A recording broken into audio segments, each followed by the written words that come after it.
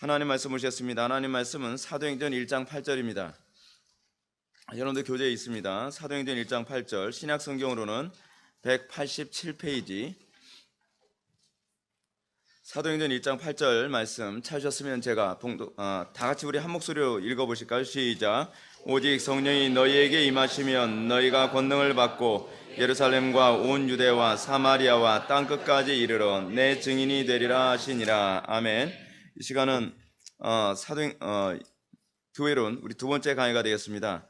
오순절 성령 강림과 교회라는 제목으로 하나님 말씀 증거하도록 하겠습니다.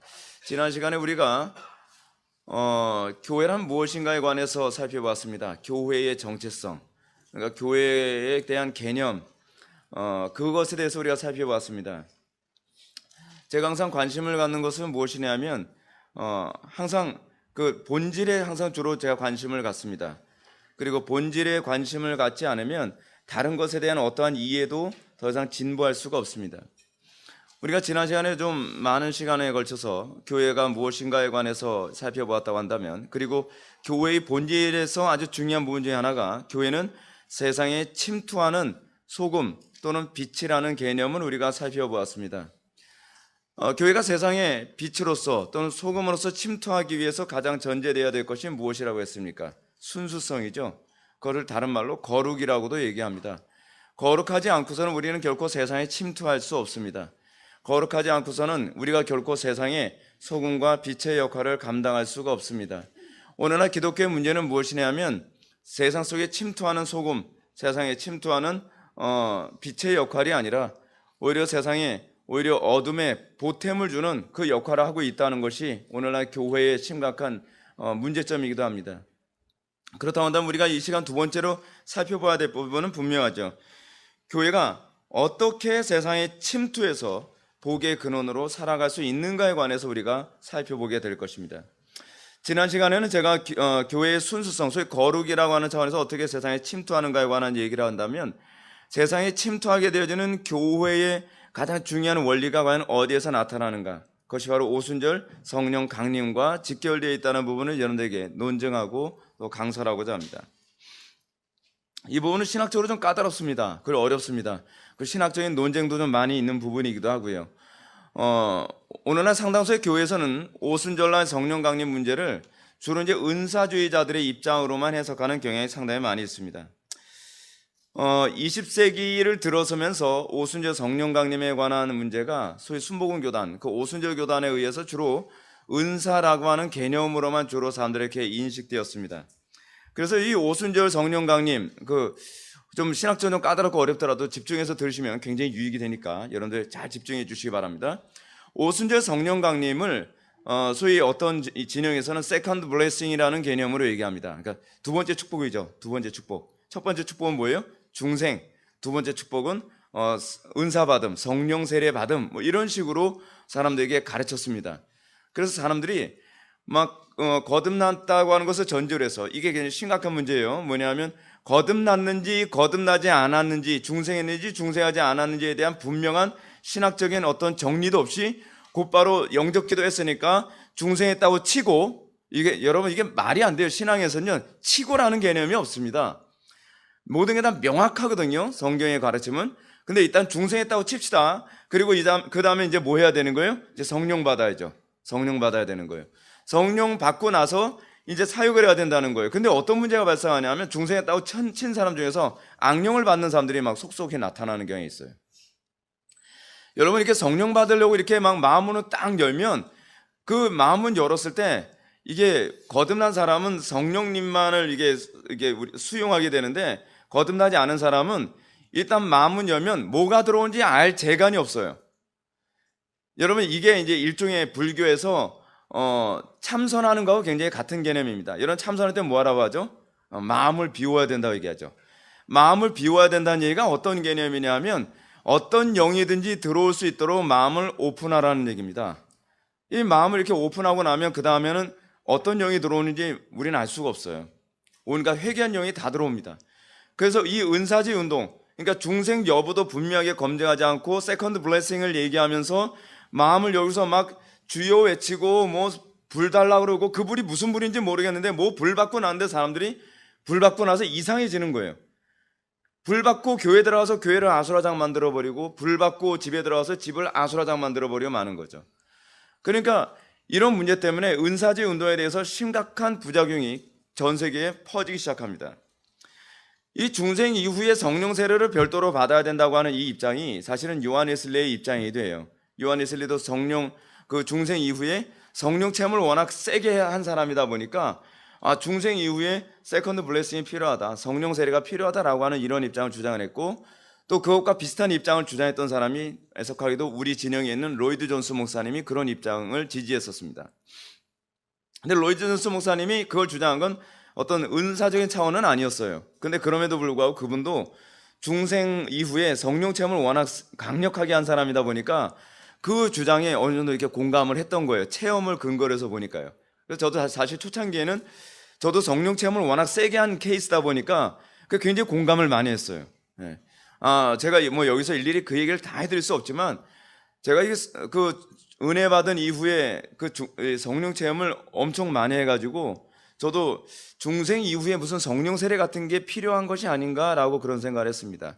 근데 그 이후에 제가 신학적으로 계속 점검하고 정리하면서 느낀 게 그게 아니구나, 중생이고 성령 세례구나라고 하는 것에 대해서 뭐 공감하게 됐습니다. 신학적으로 이 부분을 여러분 잘 정리하지 않으면 안 되기 때문에 이 부분을 제가 오늘 좀 많이 얘기하게 될 겁니다. 근데 우리 개혁파 노선에서 또 이 성령 세례에 대해서 또 다른 입장을 가지고 있는 사람이 있었습니다. 그러니까 20세기 초반에 나타났던 아브라함 카이퍼라고 하는 사람입니다. 아브라함 카이퍼는 이 오순절 성령 강림과 관련해서 이런 식으로 이해를 했어요. 오순절날 성령님이 오셨거든요. 오셨는데 그 오신 것이 모든 사람들한테 다 들어간 게 아니라 이게 어느 저수지에게 딱 다 이렇게 충만하게 딱 보관되어 있다고 이렇게 생각을 했어요. 그래서 그 저수지에 보관되어 있는 그 성령님께서 한 사람 중생할 때마다 이렇게 조금씩 나와서 이렇게 부어진다고 생각하는 겁니다. 그 이상하죠, 그렇죠?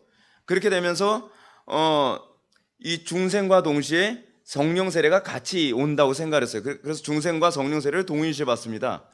근데 여러분, 이게 심각한 문제를 야기해요. 이게 이제 소위 철학적으로 얘기하면 신플라톤주의라고 얘기하거든요.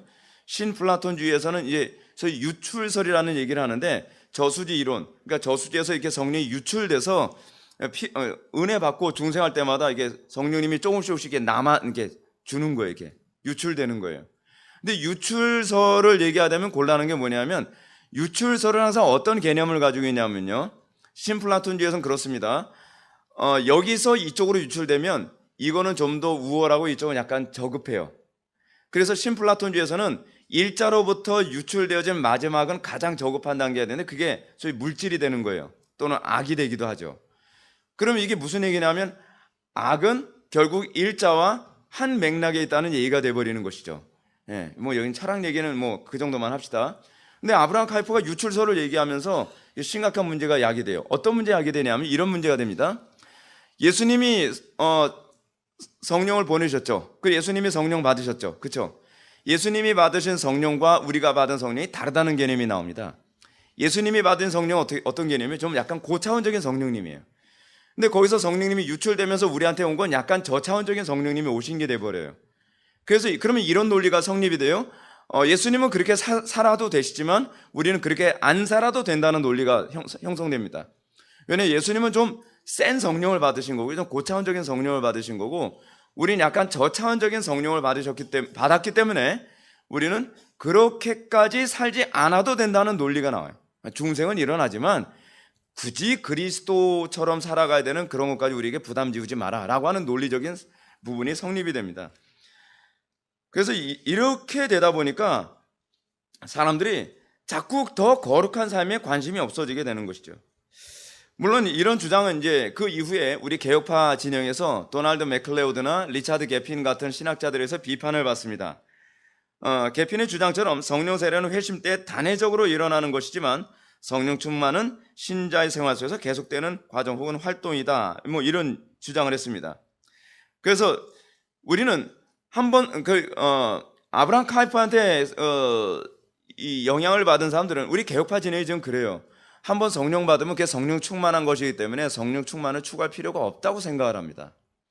지금 우리 개혁파 진영에서 굉장히 많은 목사님들이 그래서요, 성령 충만을 기도하지 않습니다. 이미 성령 충만한 건데. 근데 이미 성령 충만한데 우리가 봤을 땐 충만하지 않아 보이는 사람들이 많이 있거든요. 근데 그렇게 얘기를 하는 거죠. 그 충만하지 않잖아요. 그러면 충만한 느낌이 아니야. 그냥 충만한 거야. 자꾸 느낌에 믿으면 안 돼. 아니 그러면 충만한 건지 충만하지 않은 건지 뭐로 입증을 해요? 저 사람이 안 충만한 사람이 있거든요. 근데 나하고 저 사람하고 현상이 비슷해요. 근데 느낌을 믿지 않는다고 얘기해 보니까 어떤 문제가 발생하냐면, 내가 저 사람하고 동일한 상태에 있다고 하더라도 그게 아니라고 자꾸 자기를 설득해 버리는 이상한 현상이 나타나는 거죠. 여러분, 성령 충만했을 때 우리의 신앙이 섭니다. 우리 성경으로 돌아가자고요. 성경에서 어땠죠? 성령 충만한 사람들이 성령 충만하지 않은 사람들과 달랐습니까? 같았습니까? 달랐죠. 당연히 달랐어요. 성령 충만함은 외적으로 나타난다고 얘기하고 있어요. 어떻게 나타나죠? 기쁨으로, 감사로, 찬양으로, 능력으로, 거룩함으로, 삶으로 나타나요. 근데 이 아브라함 카이퍼한테 영향받은 사람들이 한번 중생하면 그게 성령 충만이기 때문에 내 힘으로 뭐 성령 충만을 구할 필요가 없다. 그렇지 않아요. 그러니까 리차드 개핀이 이런 얘기합니다. 이 명령, 즉 성령의 충만함을 받으라는 것은 모든 신자들에게 일평생 적용되는 명령이라는 것이다. 우리는 날마다 성령의 충만함을 구해야만 합니다. 여러분, 우리가 왜 날마다 성령의 충만함을 구하도록 하나님께서 우리들에게 명령하실까요? 그 이유는 여기에 있어요. 성령 충만함이 항상 우리가 그리스도께 의존될 때 가능하다는 것을 인식시키기 위해서예요. 우리가 그리스도께 의존되어 있다는 걸 우리가 뭐로 표현할 수 있죠? 뭐로 우리가 고백하죠? 기도죠. 기도 안 하면서 난 그리스도께 의존됐다? 뭐로 입증을 해요? 이건 마치 뭐와 똑같냐면 11조도 안 하면서 모든 재물은 하나님의 뜻대로 사용하기로 나는 고백하고 있어요. 주일 성수도 안 하면서 나는 일주일 전체를 하나님 말씀을 살기로 좀 고백을 하고 있어요. 아니 말로는 고백을 하는데 실제로 주일 성수도 못 하면서 무슨 하루에 6일을 주님의 뜻대로 산다고 뭐로 보장을 해요? 우리가 감시 카메라 가지고 허구날 들여다보지 않는 이상이야 그걸 우리가 확인할 도리가 없잖아요. 그러니까 이게 교리가 피상화되거나 이게 사변화되면 사람을 괴물로 만듭니다. 저는 분명히 여러분한테 말씀드리지만 여러분들이 그리스도께 어느 정도 의존되어 있는가는 여러분들이 얼마나 기도로 그리스도께 의존되어 있느냐로 입증되어집니다. 기도하지 않은 사람이 어떻게 그 거룩함과 그리스도의 탁월함에 참여할 수 있겠냐는 것이죠. 제가 처음부터 이렇게 골치 아프게 오순절에 임한 성령에 관한 문제를 신학적으로 자꾸 건드리는 이해가 있습니다. 제가 이렇게 복잡한 신학적 문제를 다루는 이유는 이 문제가 신약의 교회를 어떻게 이해할 것인가를 결정하는 핵심이기 때문에 그렇습니다. 사실은 오순절날 성령 강림 이후에 신약의 교회가 시작된 거거든요. 근데 신약의 교회가 시작되게 만드는 오순절 성령 강림을 어떻게 이해하느냐에 따라서 오순절파처럼 되기도 하고요. 그렇지 않으면 감리교처럼 되기도 하고요. 그렇지 않으면 천주교처럼 되기도 합니다. 천주교는 여러분 성령 세례를 어떻게 받는지 아십니까? 처음에 중생은 어떻게 받죠? 천주교는요? 신부가 중생을 주죠. 신부가 어떻게 중생을 주죠? 세례로 중생을 줘요. 그러면 성령 강림은 어떻게 받죠? 성령 세례는요? 칠성례 중에 하나가 있죠. 칠성례 중에 하나. 그 견진을 주죠. 견진을 딱 주면 성령 세례를 받는 거예요. 무슨 신부가 하나님 역할을 다 해요. 그래서 신부의 역할이 로마 가톨릭에서는 아주 위험한 중보자의 자리를 다 꿰차고 있는 거예요. 그래서 로마 가톨릭을 절대로 구원이 없다라고 보는 이유가 그래서 그렇습니다. 우리는 로마 가톨릭하고 종교 통합을 할 수가 없어요. 출발과 논리적 구조 자체가 완전히 다릅니다. 그리고 로마 가톨릭에서는 교회를 어디로 규정한다 그랬죠? 평신도는 교회가 아니에요. 교회는 사제 계급으로만 제한을 해요. 그것이 그들이 생각하는 교회예요. 그러니까 얼마나 기독교와 로마 가톨릭이 근본적으로 다른지를 알 수가 있죠. 이런 체계부터 우리는 분명히 알아야 돼요. 우리가 로마 가톨릭부터 종교개혁해서 나왔다고 하면서도 한국교회 교인들이 로마 가톨릭이 어떤 문제를 가지고 있고 어떤 종교인지 전혀 그 실체를 모르고 있어요. 사실은 이건 가르쳐야 되거든요. 그거는 우리의 뿌리를 가르치는 거와 같습니다. 왜냐하면 많은 사람들이 그러잖아요. 당신네들 어디서 나왔어? 우리는 사실은 바울과 어거스틴의 계보를 그대로 읽고 있는 거거든요. 근데 로마 가톨릭에서 뭐라고 얘기하냐면 개신교는 우리 동생교회야. 무슨 동생교회? 우린 그런 형 둔 적 없어요. 예. 근데 자기네들끼리 무슨 동생이네 뭐 형제네 그래요. 예. 우리는 형제 없거든요. 우리의 형제는 그리스도밖에 없어요. 근데 자기네들끼리 무슨 동생이래요. 자기네들이 동생이라면 우리가 조금 봐주겠는데 지네들이 우리 보고 동생이래요. 기분 더 나쁘잖아요. 그렇죠? 근데 어떤 좀 약간 덜 낙하된 그런 사람들 보면, 덜 낙하된 무슨 얘기인지 아시죠? 제가 좀 순화해서 얘기하는 거예요. 덜 낙한 어떤 교인들 보면 형제래요. 가톨릭하고 우리하고 형제 아닌가요? 뭐 우리는 동생 아닌가요? 우리는 그런 페르네 같은 형 둔 적이 없거든요. 근데 이 로마 가톨릭의 논리를 그대로 받아들이게 된 이유가 뭐냐면 가톨릭을 몰라서 그래요. 가톨릭은 우리하고 혈통이 달라요. 혈통이요. 하여간 여러분, 우리가 이렇게 이 신학적인 문제와 관련해서 이 오순절 성령 강림 문제를 다뤄야 된다고 하는 것을 리차드 개핀이 아주 잘 얘기하고 있습니다. 개핀은 이렇게 얘기합니다.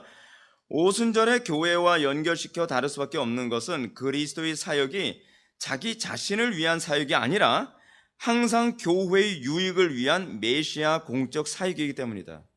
오순절 성령 강림 문제는요, 교회를 위한 사역이에요.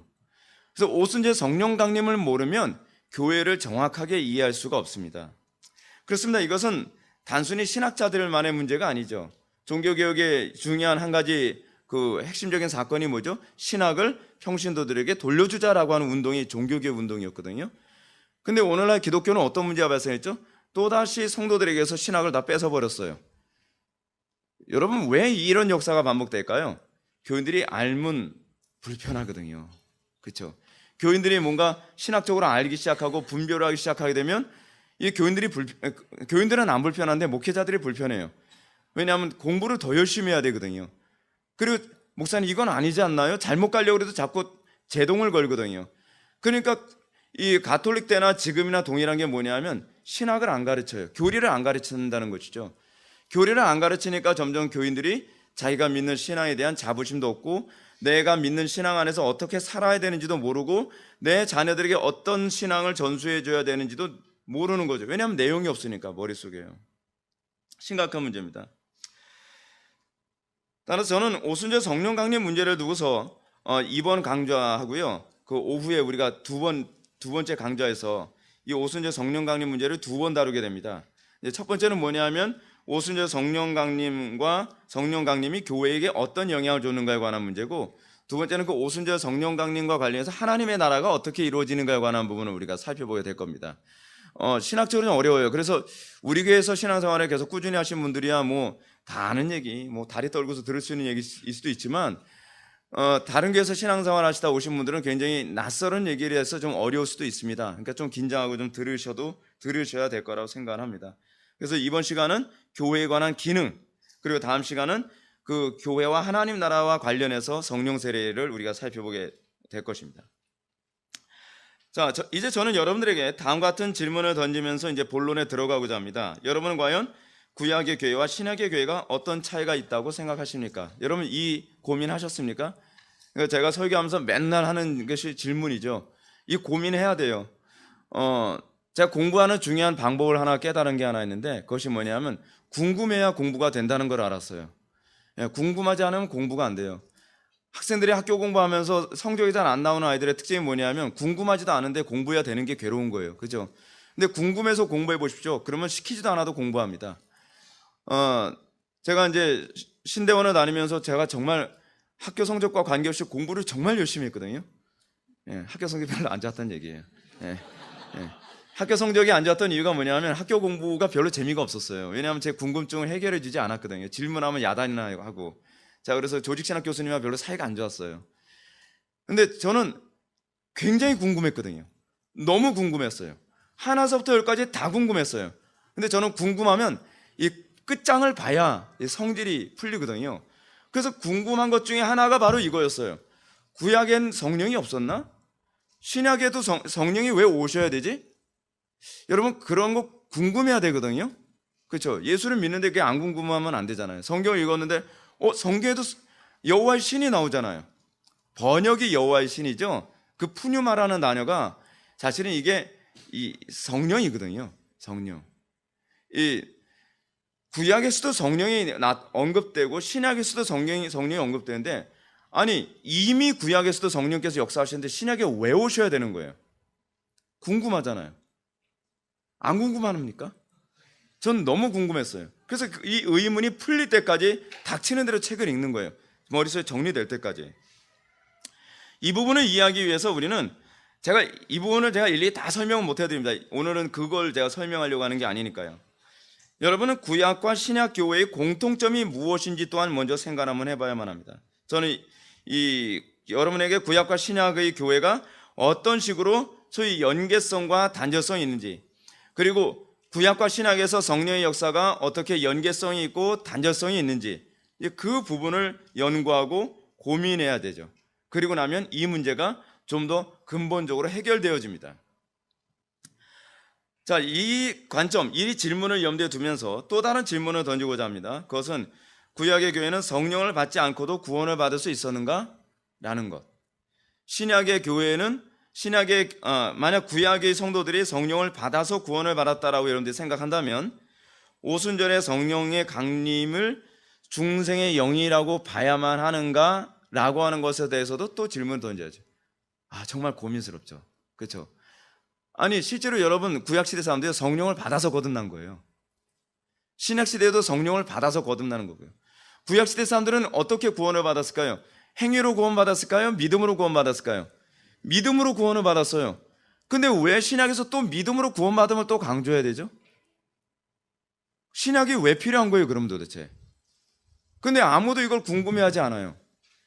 이걸 궁금해하지 않으면서 신학을 공부하는 사람들은 더 위험해요. 이게 궁금해야 본질이 보이거든요. 이 궁금한 사람은요, 이게 신기해요. 핵심이 탁탁 보여요. 핵심이. 근데 궁금하지 않은 상태에서 공부하는 사람은요, 핵심은 걸러내고 껍데기만 가지고서 얘기를 해요. 그래서 제가 그런 얘기 들을 때마다 대단하다. 어떻게 껍데기만 들고 다니냐. 알맹이는 쏙 빼놓고 마치 그거잖아요. 여러분 그런 경험 있지 않습니까? 이 종이팩 가방 있잖아요. 종이팩 가방에 밑에 이렇게 물이 젖으면 이게 무거운 거 딱 집어넣었다 뽑으면은 껍데기만 들리잖아요. 안에 알맹이는 똑 떨어지고, 마치 그런 식으로 열심히 나 뭐 가져왔다고 이게 몸을 흔들면서 집에 오고 있는 그런 모습을 주변 사람들한테 굉장히 많이 봐요. 본질은 하나도 기억 못하면서 껍질 쇼핑백만 듣고서만 너무 좋아하는 거예요. 근데 쇼핑백 딱 열면 어때요? 속에 든 게 아무것도 없는 거예요. 오늘날 교인들 그런 모습 굉장히 많잖아요. 뭐 알고 있는 거 많은 것 같아요. 막 껍데기 들고서 굉장히 많은 지식 자랑을 하는데 뚜껑 딱 열어보면 알맹이가 하나도 없어요. 그 표현이 정말 적절하죠. 이게 한국교회 교인들의 모습이에요. 한국교회 교인들. 거칠에만 아주, 특히 우리나라 사람들은 외식 같은 게 이 문화적으로 발달했잖아요. 우리나라는요. 허례허식이라고요. 이게 발달하다 보니까 겉으로는 굉장히 우리나라 사람들은 거칠애를 잘하죠. 똑똑한 것 같고 세련된 것 같고 뭐 교양이 있는 것 같고, 근데 안에 들어가면 진짜 회칠한 무덤이죠. 텅 빈 무덤. 회칠한 무덤까지도 안 가요. 시체도 없어요. 텅 빈 무덤에 텅 빈 무덤. 아무것도 없어요. 아무것도. 자, 우리가 알고 있는 것처럼 구약의 성도들도 믿음으로 구원받았습니다. 그들의 구원은 결코 율법을 준수함으로 구원받은 것 아닙니다. 그들이 믿음으로 구원받았다는 점은 성령을 내주하여 구원받았다는 점과 같은 얘기예요. 어떤 사람들이 주장하는 것처럼 구약은 성부시대, 신약은 성자시대, 그리고 교회는 성령시대, 이렇게 얘기하는 건 아주 웃기는 코미디입니다. 왜냐하면 성부, 성자, 성령 삼위일체 하나님은요 따로 다니질 않으세요. 본체가 하나시기 때문에 창조 때도 이분은 성부, 성자, 성령 세 분 하나님이 창조를 같이 하셨어요. 그렇죠? 그리고 구약시대의 모든 것도 성부, 성자, 성령님이 구약시대를 주도하셨어요. 여러분 예수님의 그 성육신 사건 기억나시죠?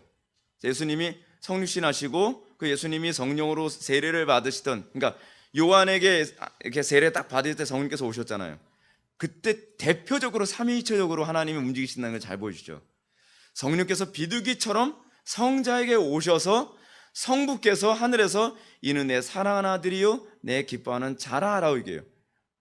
오리지널 패키지로 나타나시잖아요. 그렇죠? 성부, 성자, 성령 하나님이요. 신약 시대가 성령 시대라든지 무슨 뭐 복음 시대가 무슨 성자 시대라든지 그런 거 없어요.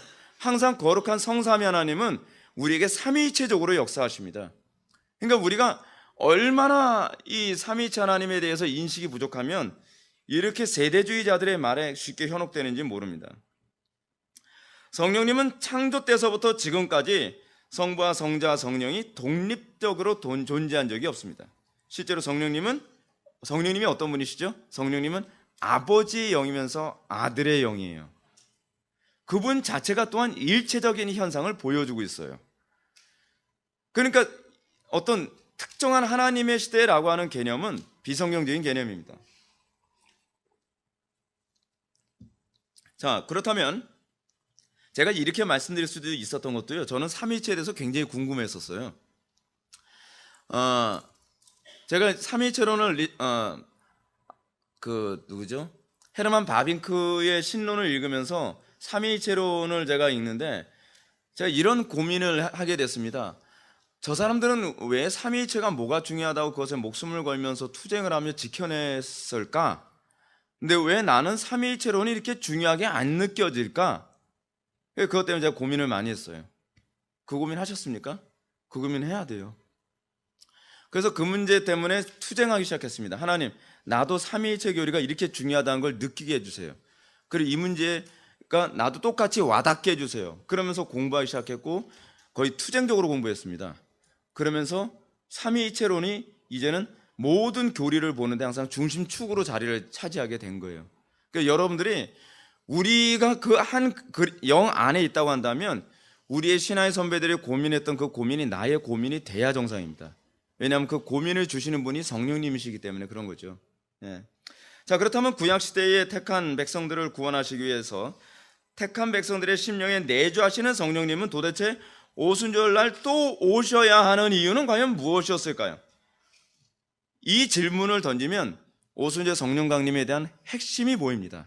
중생 후 성령 세례냐, 중생과 성령 세례 같은 것이냐, 이거 물어볼 필요도 없어요. 사실은 답이 쉽게 나오는 개념이에요.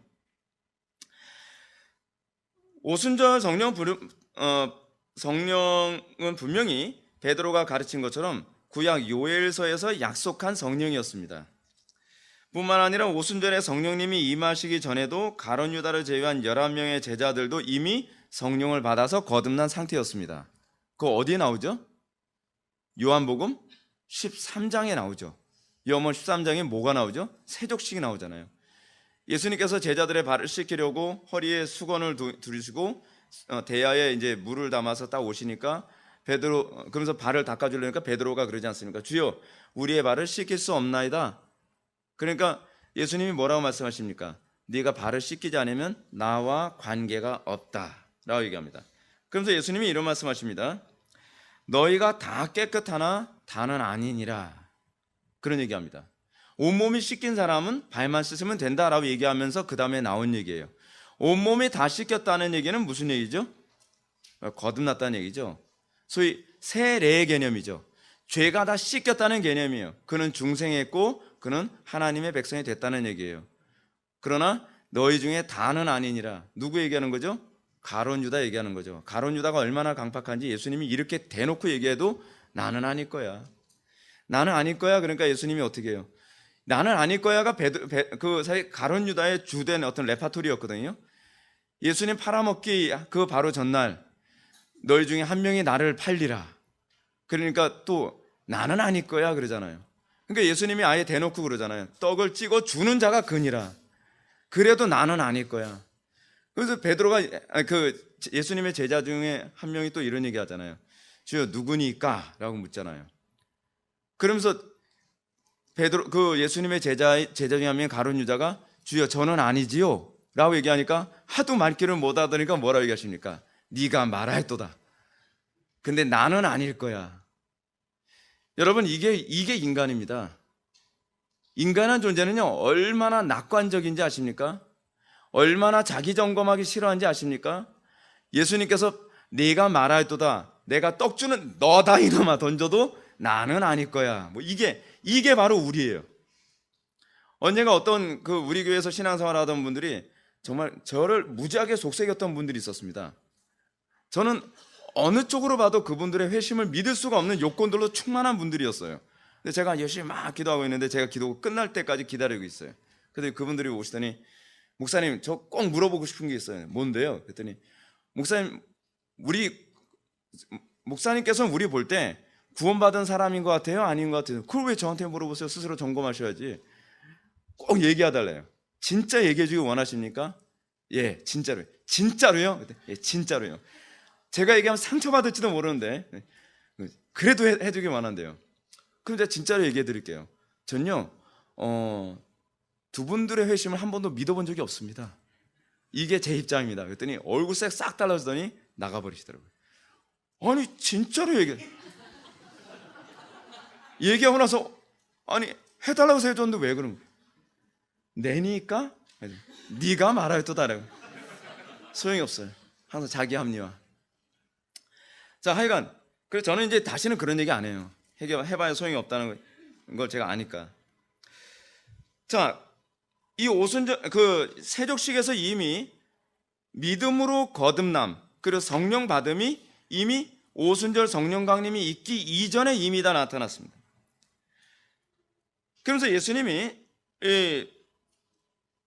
이 오순절 성령 강림에 관해서 이렇게 얘기합니다. 내가 아버지께로부터 너에게 보낼 보혜사 곧 아버지께로부터 나오시는 진리의 성령이 오실 때에 그가 나를 증언하실 것이요. 그러나 진리의 성령이 오시면 그가 너희를 모든 진리 가운데로 인도하시리니 그가 스스로 말하지 않고 오직 들은 것을 말하며 장래일을 너희에게 알리시리라. 서론에서 저는 성령의 세례가 중생 후에 별도로 받아야 될 어떤 것이 아님을 분명히 언급했습니다. 근데 이런 혼란을 갖게 된 이유가 있어요. 그것이 뭐냐면 예수님의 제자들이 이미 중생했거든요. 예수님의 제자들이 이미 중생했는데 오순절날 성령을 받아버렸어요. 그러니까 중생 후 성령 세례라고 하는 도식이 맞는 것 같은 거예요. 근데 그 이후에 보게 되면은 중생 이후에 성령 세례를 따로 받은 케이스가 없어요. 중생과 동시에 성령 세례가 같이 임했죠. 이게 과도기에서 나타나는 현상이에요. 과도기 때는 중생한 사람과 성령 세례가 사실 중생과 성령 세례가 개념이 약간 다르거든요. 신약 시대에 성령 세례가 와야 되는 이유가 뭐냐면 중생이 목적이 사실은 아니에요. 중생은 이미 구약 시대도 일어나는 문제였거든요. 여러분 다윗도 중생했다는 거 여러분 알고 계시죠? 시편에서 다윗의 중생에 관한 얘기가 종종 나타납니다. 자, 그러면 우리는 오순절 성령 강림이 구약의 교회와 신약의 교회를 구분하는 어떤 특별한 특징이 있다는 것을 알게 되죠. 어떤 구약과 신약의 교회를, 여러분 구약의 교회는 뭐죠? 이스라엘이죠. 광야 이스라엘 교회가 사실 구약의 교회거든요. 신약의 교회는 뭐죠? 신약의 교회는 이 민족과 관계없이 예수 그리스도를 믿는 모든 사람들이 교회죠. 그래서 구약의 교회와 신약의 교회가 단절성이 있어요. 민족성으로 한정되어 있는 케이스죠. 그래서 신약의 교회를 뭐라고 얘기하냐면 영적 이스라엘이라고 얘기합니다. 근데 구약의 교회와 신약의 교회의 단절성과 관련해서 이 오순절날 임하는 성령은 신약의 교회와 구약의 교회를 또 연결하는 어떤 복잡한 차이가 있습니다. 그 성령님이 구약의 교회와 구분된 특징을 요한복음 15장 26절에서 이렇게 얘기하죠. 그가 나를 증언할 것이요 라고 하셨고, 요한복음 16장 13절에서는 모든 진리 가운데로 인도하시는 영이라고 얘기하고 있습니다. 이러한 예수님의 말씀을 리차드 게피는 이렇게 설명하고 있습니다. 잘 들어보세요. 성령의 사역은 그리스도께서 살아계셔서 어떤 일을 행하셨는가를 밝히 보여줄 뿐만 아니라 그리스도께서 살아계셔서 어떤 일을 행하셨는가를 밝히 보여주는 것뿐만 아니라 그리스도께서 지금도 종말 생명의 근원으로서 교회 안에서 살아계셔서 활동하심을 보여준다. 이렇게 성령님은 그리스도께서 교회 안에 계속 살아계심을 보여주는 공개된 비밀, 계시된 비밀이다. 자, 이게 바로 계핀이 얘기하는 오순절 성령 강림에 관한 개념입니다. 어렵죠? 좀 어려워요. 잘 들어보세요. 오순절에 성령님이 오신 것은 신약의 교회가 그리스도와 연합해서 그리스도의 활동을 계속 진행시키는 데 목적이 있어요. 그리스도의 메시아직 사역이 예수님의 부활 승천 이후에 끝난 것이 아니라 그 그리스도의 메시아적 사역이 우리와 연합해서 교회를 통해 그 사역을 진행시키는 데 있다는 거예요. 그럼 잘 보세요. 교회는 천국 가기 위해서 존재하는 게 아니에요. 하나님께서 신학의 교회를 창조하신 목적은 뭐냐면 예수님의 공생애인 메시아적 사역을 교회를 통해서 하게 하시는 거예요. 그것이 바로 세상에 침투하는 소금이고 세상에 침투하는 빛이라는 개념이죠. 제가 소금, 빛을 침투라는 개념으로 얘기하는 게 그거잖아요. 여러분, 소금이 썩어가는 그 음식물 안에 침투해 들어가지 않으면 썩음을 방지할 수가 없어요. 그렇죠? 그 고기 안에 또는 그 음식물 안에 침투해 들어가는 성질을 가지고 있잖아요. 오늘날 기독교가 그 침투함이 없죠. 세상에 철옹성 같은 세상에 못 들어간다고 안달이에요. 세상에 침투하는 방법은 아주 좋은 원리가 주어져 있는데 그것이 뭐냐면 우리 안에서 순수함이 지켜지면 침투가 돼요. 침투가 되어지는 거예요. 신기하게. 제가 단편의 예를 한번 들어볼게요.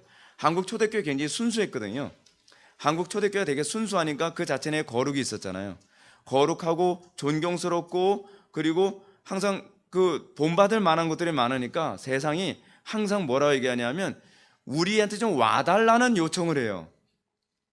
그러니까 한 번은 전도사님이 길거리 지나가면 어떤 그 할아버지가 곰방대 메고서 이렇게 등허리 긁고 있다가 전사님 지나 어이 전사님 양반 불러요. 왜요? 그러니까 아니 그 교회 가면 우리 아이도 사람 되나요? 아니 우리가 침투하겠다고 얘기 안 하는데 침투해달래요. 그렇죠? 우리 애 사람 되나요? 우리 애 좀 데려가서 좀 예수 좀 믿게 해주쇼. 교회가 정체성을 지켜내니까 알아서 세상이 교회를 필요로 하죠. 그런 식으로 침투되는 거예요. 오늘날 기독교가 세상에 침투하기 어려운 이유가 뭐냐면 교회가 세상에서 봤을 때 필요 가치가 없어 보여서예요. 그래서 교회가 세상에 침투하는 소금, 세상에 침투하는 소금의 역할을 하려면 세상의 교회를 봤을 때 필요 가치가 있어 보여야죠. 그 필요 가치가 보여지는 것은 거룩함에서 나타나죠. 그 거룩함이 뭐예요? 구분됨, 소위 구별됨이잖아요. 구별됨. 구별됨이라는 개념이 무슨 개념이냐면 세상에 없는 것을 교회만 가지고 있다는 얘기예요. 여러분, 교회가 세상에 다 있는 게 교회에 있으면 사람들이 교회에 올 필요가 뭐가 있죠? 교회 안 가도 되는데 굳이 교회 가봐야 세상에 있는 게 다 있는데 그렇잖아요. 사람들이 교회를 찾아오는 이유가 뭐냐면 교회는 세상에 없는 게 있기 때문에 오는 거예요. 교회는 세상에 없는 생명이 있거든요. 교회는 세상에 없는 그 무엇인가가 있어요. 그래서 사람들이 아까운 시간 투자해 가면서 아까운 돈 투자해 가면서 그리고 그 먼 거리에서 교회를 찾아오죠. 근데 교회가 순수성을 잃어버리면 교회가 필요가 없는 거예요. 필요가 없으면 어떻게 되는 거죠? 폐기시켜야죠. 이게 오늘날 기독교가 당면한 위기입니다. 근데 여러분, 오순절날 성령 강림을 통해서 교회는요 세상이 감당할 수 없는 또는 세상이 알지 못하는 그 독특성이라는 것을 갖게 됩니다. 그것이 무엇이냐면 예수님의 탁월함이 교회에서 나타나기 시작한다는 거예요. 근데 그것이 구약의 교회에서는 잘 안 나타나는 부분이었어요. 나타나긴 나타나는데 잘 안 나타났어요. 왜 잘 안 나타났다고 얘기하느냐? 그걸 제가 이제 설명하려 합니다. 리차드 개핀이 이렇게 얘기합니다. 어떻게 그리스도께서 지금도 종말 생명이 근원적으로 교회 안에서 살아 계셔서 활동하는가? 여러분, 그리스도의 생명이 교회 안에서 활동을 해요. 오늘날 우리가 보는 교회는 그리스도의 생명이 활동하는 겁니까? 아니면 우리들끼리 뭔가 활동하는 것이 보입니까? 우리들끼리죠. 안 믿는 사람들이 교회를 보면서 신비로워 보이질 않아요. 안 믿는 사람들이 교회를 보면서 옛날 안디옥 교회처럼 저 사람들 보니까 그리스도를 보는 것 같다라는 소리가 없어졌어요. 그냥 교회는 뭐냐면 그냥 사람들, 지저분한 인간들 모여서 지네들끼리 맨날 잘났다고 떠들고 돌아다니면서 교세나 확장하려고 하는 그런 인간들의 모임, 냄새나는 모임처럼 보여요. 근데 오순절 성령 강림을 통해서 그 성령 강림으로 목표로 하는 바가 뭐냐면 교회를 통해서 그리스도가 보이는 거예요. 우리가 보이는 것이 아니라 그리스도가 보이게 하는 데 목적이 있는 거예요. 그리스도의 생명이 나타나게 하는 게 목적이 있는 것이죠. 그래서 예수님께서 이런 말씀을 하셨죠. 요한복음에서요. 내가 온 것은 양으로 생명을 얻게 하고 또 생명을 더 풍성하게 누리게 하려 함이라. 예수를 믿음으로써 우리에게 그리스도의 생명이, 그걸 우리 뭐라고 얘기하죠? 영생이라고 하죠. 영생. 그 영생이 뭐죠? 영원히 사는 것이 아니라 그리스도에게서만 나타날 수 있는 그 생명력이 우리에게서 나타나는 거예요. 그것은 자연인들, 세상 사람들에게서는 발견할 수 없는 것이죠. 그러면서 세상 사람들이 교회를 보면서 놀라워합니다. 어떻게 저 사람들은 저렇게 살 수 있지? 그게 오순절에 성령 강림 입고 나서 나타나는 사이죠. 그래서 유무상통이 일어납니다. 유무상통. 자기 재산을 팔아서 다른 사람들과 나누기 시작해요. 소위 공유하죠. 그걸 흉내낸 것이 공산주의 아닙니까? 근데 공산주의와 기독교는 완전히 달라요. 착각하시면 안 돼요. 왜냐하면 공산주의에서 분배는 소위 당이 하지만, 공산당이 하지만, 기독교에서의 분배는 성령님이 자발적으로 하게 만드시는 거예요. 완전히 달라요. 흉내만 낸 거예요. 근데 그런 놀라운 현상이 교회 안에서 일어나는 것을 보면서 세상 사람들이 교회를 보며 신비로워하죠. 근데 이런 일이 어떻게 일어나느냐? 그것이 일어나는 방식이 구약에 답이 있어요. 그래서 우리는 구약을 봐야 돼요. 구약에서 오순절 성령 강림이 일어나야만 하는 그 예언적 배경을 살펴봐야만 합니다. 여러분, 구약에서는 이스라엘이라고 하는 공동체, 이스라엘 하게 되면은 신약에서는 뭐로 표현되냐면 이렇게 이해하셔야 이제 신약이 잘 보입니다. 신약 시대에는 이스라엘 왕국이라는 얘기를 사용 안 합니다. 하나님의 나라라고 얘기합니다. 이스라엘 사람들이 하나님의 나라라고 얘기하는 건 이스라엘 왕국을 얘기하는 거예요. 그래서 예수님이 천국의 도래를 얘기하고 하나님 나라의 도래를 얘기할 때 유대인들은 어떻게 이해했냐면 다윗 왕조가 다시 시작되는구나 라고 그렇게 이해했어요. 근데 우리는 이방인이잖아요. 유대인들에 비하면. 이방이니까 우리는 다이렉트로 이거 제껴버리고 뭘 생각해요? 천국을 생각하는 거예요. 천국. 우리가 생각하는 천국이 뭐죠? 죽어서 가는 나라. 그렇죠? 근데 유대인들이 생각하는 천국은 뭐죠? 하나님을 감히 입에 올릴 수가 없으니까 하나님 자리에다가 뭘 넣죠? 하늘이라는 단어를 사용해요. 그래서 하늘 얘기하게 되면 소위 그 하나님을 표현하는 방식이에요. 그래서 천국은 뭐예요? 하나님의 나라를 그렇게 표현하는 거예요. 그래서 하나님의 나라라는 표현은 주로 어디서 나오냐면 누가복음에서 나오는 표현이에요. 누가는 뭐죠? 이방인이니까 헬라인이잖아요. 근데 마태는 유대인이잖아요. 마태는 유대인이고 수신자들이 유대인이기 때문에 함부로 하나님의 성으로 입에 거론하게 되면 신성 모독죄, 소위 그 십계명의 제 3계명을 어기는 거거든요. 여호와 이름을 막는 때 일컫지 말라. 그래서 우리 기독교인들이 하나님의 이름을 함부로 언급하면 유대인들이 완전히 원수 취급합니다. 걔는 잘난 체 하면서 뭐 히브리어 조금 배웠다고 브레시트 바라 엘로힘 네가 뭔데 엘로힘이야. 그렇게. 그래서 그 사람들은 엘로힘이라는 단어를 사용하지 않기 위해서 아도나이, 주라는 단어를 사용하거든요. 그래서 신약에서는 여호와라는 표현이 번역이 없잖아요. 그 말은 퀴리오스라고 하는 아도나의 번역형을 사용해서 그래요. 죄송해요. 복잡한 얘기. 패스. 하여간 이런 배경과 아울러서 이스라엘 국가가 형성되려면 항상 세 가지 직분이 존재해야만 했어요. 그게 바로 하나님 나라가 구성되는 직분이거든요. 이 직분제지 세 가지 직분 없으면 하나님 나라가 구성이 안 돼요. 뭘까요? 왕, 제사장, 선지자예요. 하나님 나라를 건설하기 위해서는 항상 이게 시작돼요. 왜냐? 아담이 왕이요 제사장이요 선지자였거든요. 시작부터 그렇게 시작했어요. 아담은요 3직을 가지고 태어난 존재예요. 창조 때서부터 그는 선지자였고 그는 에덴 동산을 통치하는 왕이었고 그리고 하나님의 말씀을 받아서 하와에게 전달해주는 선지자였어요. 왕, 제사장, 선지자. 제사장의 기능은 뭘까요? 그럼 제사장의 기능. 제사장은 봉사와 헌신과 자기희생이죠. 그게 바로 제사장적 기능이거든요. 그리고 하나님과 관계를 회복하는 중보자적 기능을 해요. 그래서 이미 처음 아담부터가 왕, 제사장, 선지자직을 가지고 있었는데 문제는 아담이 타락하죠. 아담이 타락하고 난 다음에 삼직이 없어지잖아요. 삼직이 없어지는 그 기간 동안에는 뭐도 없냐 하면 하나님의 나라도 없어요. 흥미롭죠. 그래서 하나님께서 이스라엘 백성의 출애굽을 딱 시켜서 하나님 나라 건설을 하기 위해서 했던 일이 무엇이죠? 이스라엘 백성을 딱 출애굽을 시켜서 그 다음에 신의 산을 딱 데리고 가가지고 그 다음에 율법을 주시고 그 다음에 뭘 주시냐면 직분을 주세요. 왕직, 제사장직, 선지자직을 주십니다. 왕직을 가진 사람이 태초에, 그러니까 그 출애굽 이후에 최초로 왕직을 수행한 사람이 누굴까요? 모세죠, 그렇죠? 근데 모세는 왕직을 수행하면서 선지자직도 수행하면서 제사장직도 수행하는 사람이었어요. 근데 이 사람들이 출애굽을 해서 가나안 땅에 딱 들어가서는 이제 삼직이 분화되기 시작합니다. 초창기에는 분화되지 않았어요. 초창기에는 왕직, 제사장직, 선지자직을 동시에 공유했던 사람이 또 나타나죠. 누구죠? 사무엘이죠. 사무엘은 사사예요. 원래 이 사람 직분이. 이 사람 사사가 왕이거든요. 그 당시에 왕이면서 그는 제사장이면서 선지자직을 했어요. 그런데 그 이후에 이 직분이 셋으로 분화되면서 다윗이 왕이 되죠. 그렇죠? 그 선지자가 또 나타나죠. 그리고 제사장 직분을 누가 수행하죠? 아론의 반차에 있는 사람들이 다 제사장 직분을 하죠. 그래서 이 삼직분이 분화하게 됩니다. 근데 이제 문제가 뭐냐면, 자 보세요. 구약 시대에서는요, 하나님의 나라는 왕, 제사장, 선지자가 재굴시를 할 때 하나님 나라가 제대로 서가요.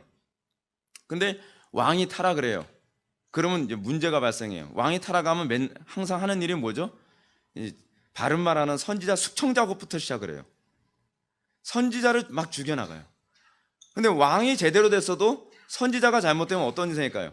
왕의 귀를 가려서 왕이 판단을 잘못해가지고 통치를 엉뚱하게 해버려요. 그럼 제사장들은 뭘까요? 제사장은 왕의 녹봉을 먹고 사는 사람들이거든요. 왕의 비유를 잘못 거스르면 왕한테 죽든가 그렇지 않으면 굶어 죽든가 둘 중에 하나예요. 그러니까 왕이 잘못 쓰면 제사장이 목숨이 간달간달해요. 요즘에도 여러분 누가 정권 잡느냐에 따라서 모든 게 막 휘청휘청하잖아요. 똑같아요. 이스라엘 왕조도요. 그러다 보니까 이스라엘 왕국 안에서 항상 어떤 어려움이 있었냐면, 탁월한 왕이 나타나도 그 왕이 영원하지가 않잖아요. 선지자가 나타나 탁월한 선지자가 나타나도 그 선지자가 영원하지 않아요. 탁월한 제사장이 나타나도 그 제사장이 영원하지가 않아요. 이 사람들이 늙어서 죽어요. 또 이 사람들이 나타났어도 또 다른 선지자나 다른 왕이 등극했다가 엉뚱한 짓 해가지고 나라를 자꾸 말아먹어요. 이러면서 이 삼직과 관련해서 이스라엘 백성들이 항상 여호와 하나님께 뭘 구하죠? 이 메시아를 구하죠. 이 메시아 사상이 언제부터 시작되냐면, 이스라엘이 여러분 망하게 된 원인이 어디에 있나요? 삼직이 이 부패해서 망하게 된 거거든요. 왕, 제사장, 선지자가 재구시를 안 하니까 바벨론 포로 생활을 하게 되고 아수르 침략을 맞이하게 되잖아요. 여러분 바벨론 포로 생활 때 여러분 남유다가 망하게 된 원인이 어디 있습니까? 첫 번째, 왕이 정치를 잘못했어요. 통치를 잘못했죠. 두 번째, 선지자가 자꾸 거짓 예언을 자꾸 해제끼는 거예요. 예레미야가 아무리 바른 말을 해도 왕이 듣지도 않을 뿐만 아니라 주변의 거짓 선지자가 자꾸 거짓말을 해요. 그 제사장들이 제사를 엉뚱하게 정말 잘못해요. 눈먼 것 병든 것 저는 것으로 자꾸 제사를 한단 말이에요. 하나님의 관계가 제사장에서 다 끊겨버리죠. 그러면 나중에 오는 결과는 뭐예요? 포로 생활이죠. 이스라엘 백성들이 시간이 지나면서 반성을 하죠. 주님, 문제가 어디 있나 생각해 봤는데 왕, 제사장, 선지자가 바로 서지 못해서 그랬군요. 그러면서 이제 선지자들이 예언을 합니다. 제대로 된 그 왕 메시아가 나타나게 될 것이다. 그래서 메시아 대망 사상이라고 하는 개념이 유대인들에게 나타나요. 근데 장차 오게 될 메시아에 대해서 선지자들이 뭐라고 예언하냐면, 이 메시아는 왕이면서 선지자면서 제사장일 거라는 거예요. 그리고 이 메시아는 영원할 거라는 거예요. 그 사람들이 원하던 거죠. 이제는 이 통치자가 바뀔 걸 두려워하지 않아도 돼요. 탁월한 다윗과 같은 통치자 또는 모세와 같은 메시아가 와서 영원히 다스린대요. 걱정 안 해도 되죠. 여러분 우리가 항상 뭘 걱정하죠? 아무리 정치를 잘하던 대통령이 있어도 그 대통령이 정권이 바뀌고 나면 다음 정권은 어떻게 될까 걱정하잖아요. 근데 이스라엘 백성이 그 걱정 안 해도 살 날이 올 거라고 선지자들이 예언을 합니다. 그래서 이 구약의 교회에서 이 세 가지 직분의 한계성이 바로 그거였어요. 왕과 제사장과 선지자의 직분을 수행하는 직분자들이 온전하지 않다는 것. 그 두 번째는 뭐죠? 탁월한 삼직자가 나타나도 그들이 영원하지 않다는 것. 이것이 이제 그들에게 문제였죠. 그래서 이 메시아 대망 사상에 의해서 이제 등장하게 되는 것이 바로 예수 그리스도께서 등장하시는 것입니다. 이 예언의 성취가 바로 예수님의 초림이죠. 근데 예수님의 초림 좋단 말이에요. 근데 이 부분이 신학적으로 좀 복잡해요. 예수님의 초림은요, 구약의 선지자들이 예언했던 것이 다 성취돼요. 그걸 입증한 성경이 뭘까요? 그게 마태복음이에요.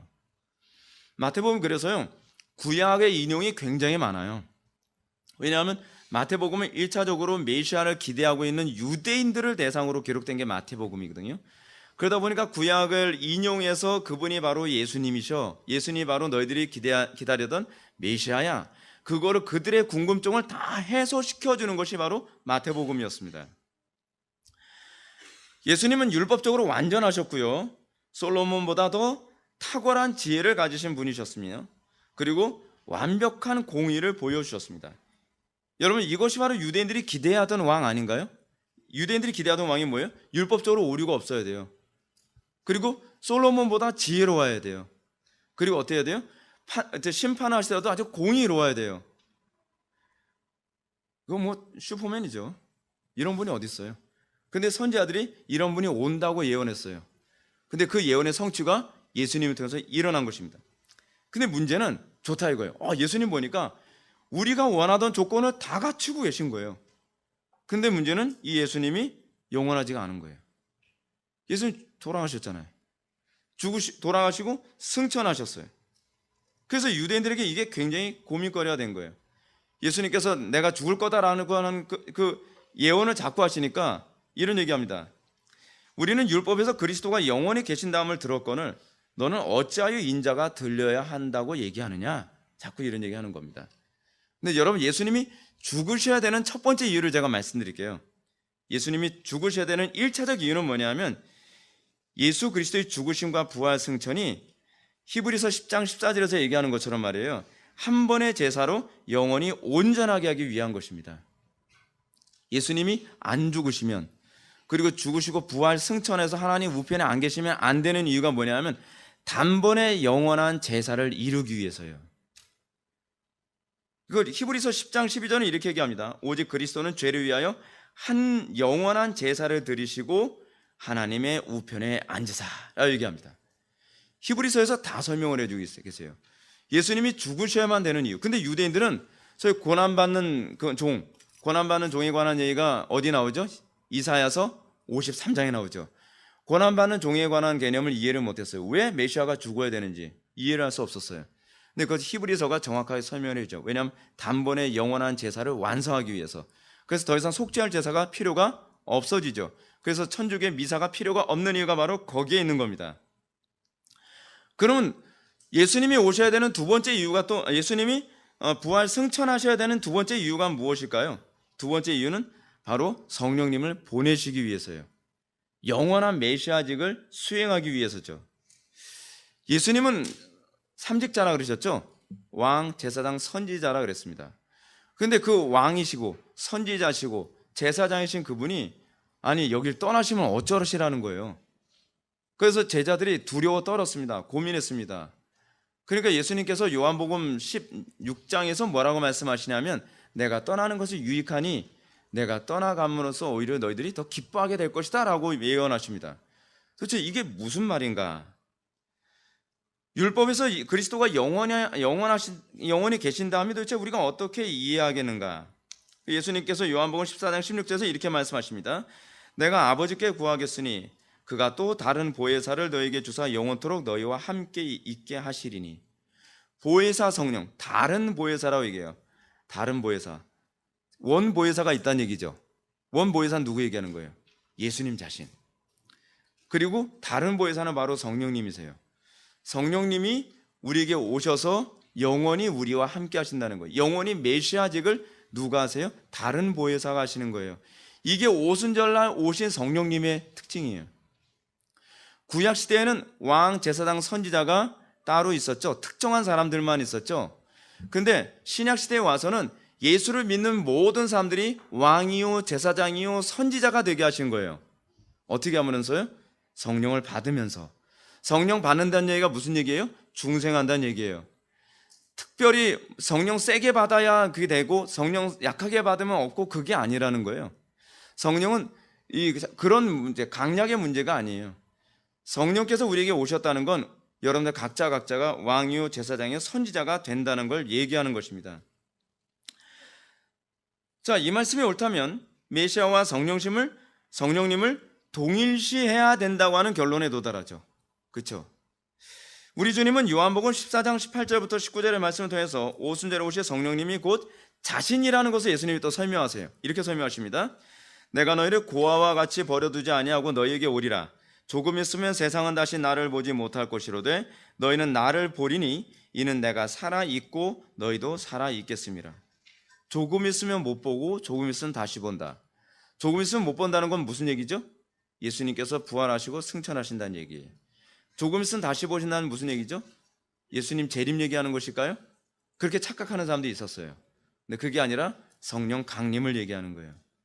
성령 강림은 곧 예수님의 오심이죠. 그래서 여러분들 이런 표현하죠. 예수님 영접하세요 라는 말을 해요. 성령님을 받아들인다는 것이 곧 예수님을 영접하는 거예요. 영접하는 자고 그 이름을 믿는 자들에게는 하나님의 자녀가 되는 권세를 받죠. 그래서 신약신학자로 우리나라에서 유명한 김세현 박사는 예수님을 성령님을 예수님의 제2의 자라고 그렇게까지 표현합니다. 신학적으로 맞는 표현이에요. 즉 예수님은 부활 승천하셔서 분명히 성부 하나님의 우편에 앉아 계시지만 성령님을 통해서 하나님의 백성들과 영원히 함께 하신다는 겁니다. 그럼 어떻게 함께 하신다는 건가요? 그게 바로 이제 믿음으로 그리스도와 연합한다는 개념이에요. 여러분 이 교리가 다 하나로 이 조합이 이루어져야 복음이 이해되어지는 거거든요. 우리가 예수를 믿었다라고 하는 것은 하나님의 우편에 계신 그 그리스도와 우리가 한 몸이 되는 거예요. 우리가 지난 시간에 배웠죠. 예수를 믿는다는 건 우리가 그리스도와 한 몸을 이룬다는 것. 근데 한 몸을 이룬다는 건 단순히 한 몸을 이룬다는 것이 아니라 그리스도의 의가 우리에게 전가되고 그리스도의 삼직이 우리에게 전가돼요. 그래서 우리는 뭐예요? 너희는 택하신 족속이요 왕 같은 제사장이요 그의 소유된 백성. 우리를 뭐라고 표현하고 있어요? 왕이요 제사장이요 선지자라고 얘기하고 있죠. 우리는 이론적으로는 잘 알죠. 우리가 왕이요 제사장이요 선지자라고 하는 이 직분을 가지고 있다고 하는데 도대체 이 직분이 어디다 써먹는 건지 몰라요. 그리고 이 직분이 안 나타나도 고민을 안 해요. 둘 중에 하나죠. 그 교리가 거짓말이든지 내가 그 교리를 잘못 알고 있다든지. 근데 저는 거짓말이라고 생각되지 않아서 이 문제에 대해서 심각하게 고민했어요. 보혜사 성령님은 예수님으로부터 보내진 영이라는 차원에서 예수님은 그래서 성령으로 세례를 주시는 분이기도 해요. 그래서 여러분 성령으로 세례를 주는 분은 목사님이 아닙니다. 목사님들이 성령 받아라 뭐 성령 세례 주는 것처럼 그 위험한 소리예요. 성령을 주시는 분은 목사님이 아니에요. 성령 세례는 누가 주세요? 예수님이 보내세요. 예수님이 성령 세례를 주시는 주체예요. 그리고 성령으로 세례를 받는 교회는 그리스도와 한 몸으로 연합되고 그래서 이것을 다른 말로 뭐라고 얘기하냐면 이 연합의 교회를 그리스도로 오디붐이라고 바울이 얘기하는 거예요. 이 그리스도로 오디붐이 바로 연합의 교회를 표현하는 겁니다. 계핀의 말처럼 그리스도께서 지금도 종말 생명의 근원으로서 교회 안에 살아계셔서 활동하심을 밝히 보여주죠. 그래서 여러분 교회를 보면 그리스도께서 지금도 살아계시는 걸 볼 수 있죠. 간혹가다 사람들 그런 얘기하죠. 예수님 있으면 보여줘봐. 우리 보여줘야죠. 보여줄게. 자식들 보여줄까? 어떻게 보여주죠? 우리가 그리스도와 연합한 삶을 통해서 그거를 통해서 보여주는 거예요. 그냥 엉뚱한 주여 제한테 꿈에 나타나 주세요. 환상으로라도 보여주세요. 그래서 제 예수 믿게 해주세요. 그게 아니에요. 여러분 성령님이 뭐라고 그게 아니야. 걔네들에게 그리스도를 보여주는 건 그게 아니에요. 여러분 그렇게 해서 주님 보고 나면 어떻게 되는지 아세요? 그 사람? 교회 나와요. 나 주님 봤어. 맨날 그 다음부터는 꿈만 꾸려고 그래요. 맨날 환상만 보려고 그래요. 주님을 그렇게 보여주는 게 아니거든요. 교회를 통해서 보여주시기로 작정했어요. 그래서 안 믿는 사람들이 초대교회는 뭐라 해요? 너희를 보니까 그리스도가 계신 것 같다. 너희를 보니까 하나님이 살아계신 것 같다. 그거 아닌가요?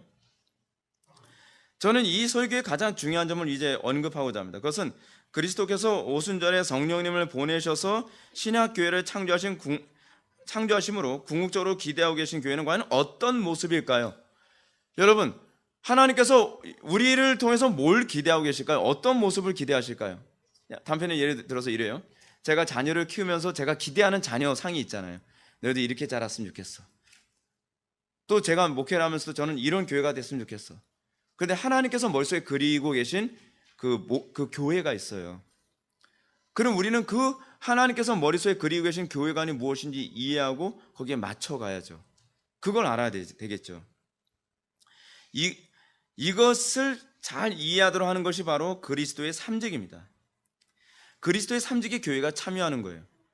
그래서 교회가 뭘 해야 되는 것인가? 그리고 교회가 어떻게 세상에서 소금과 빛의 역할을 감당하는 것인가?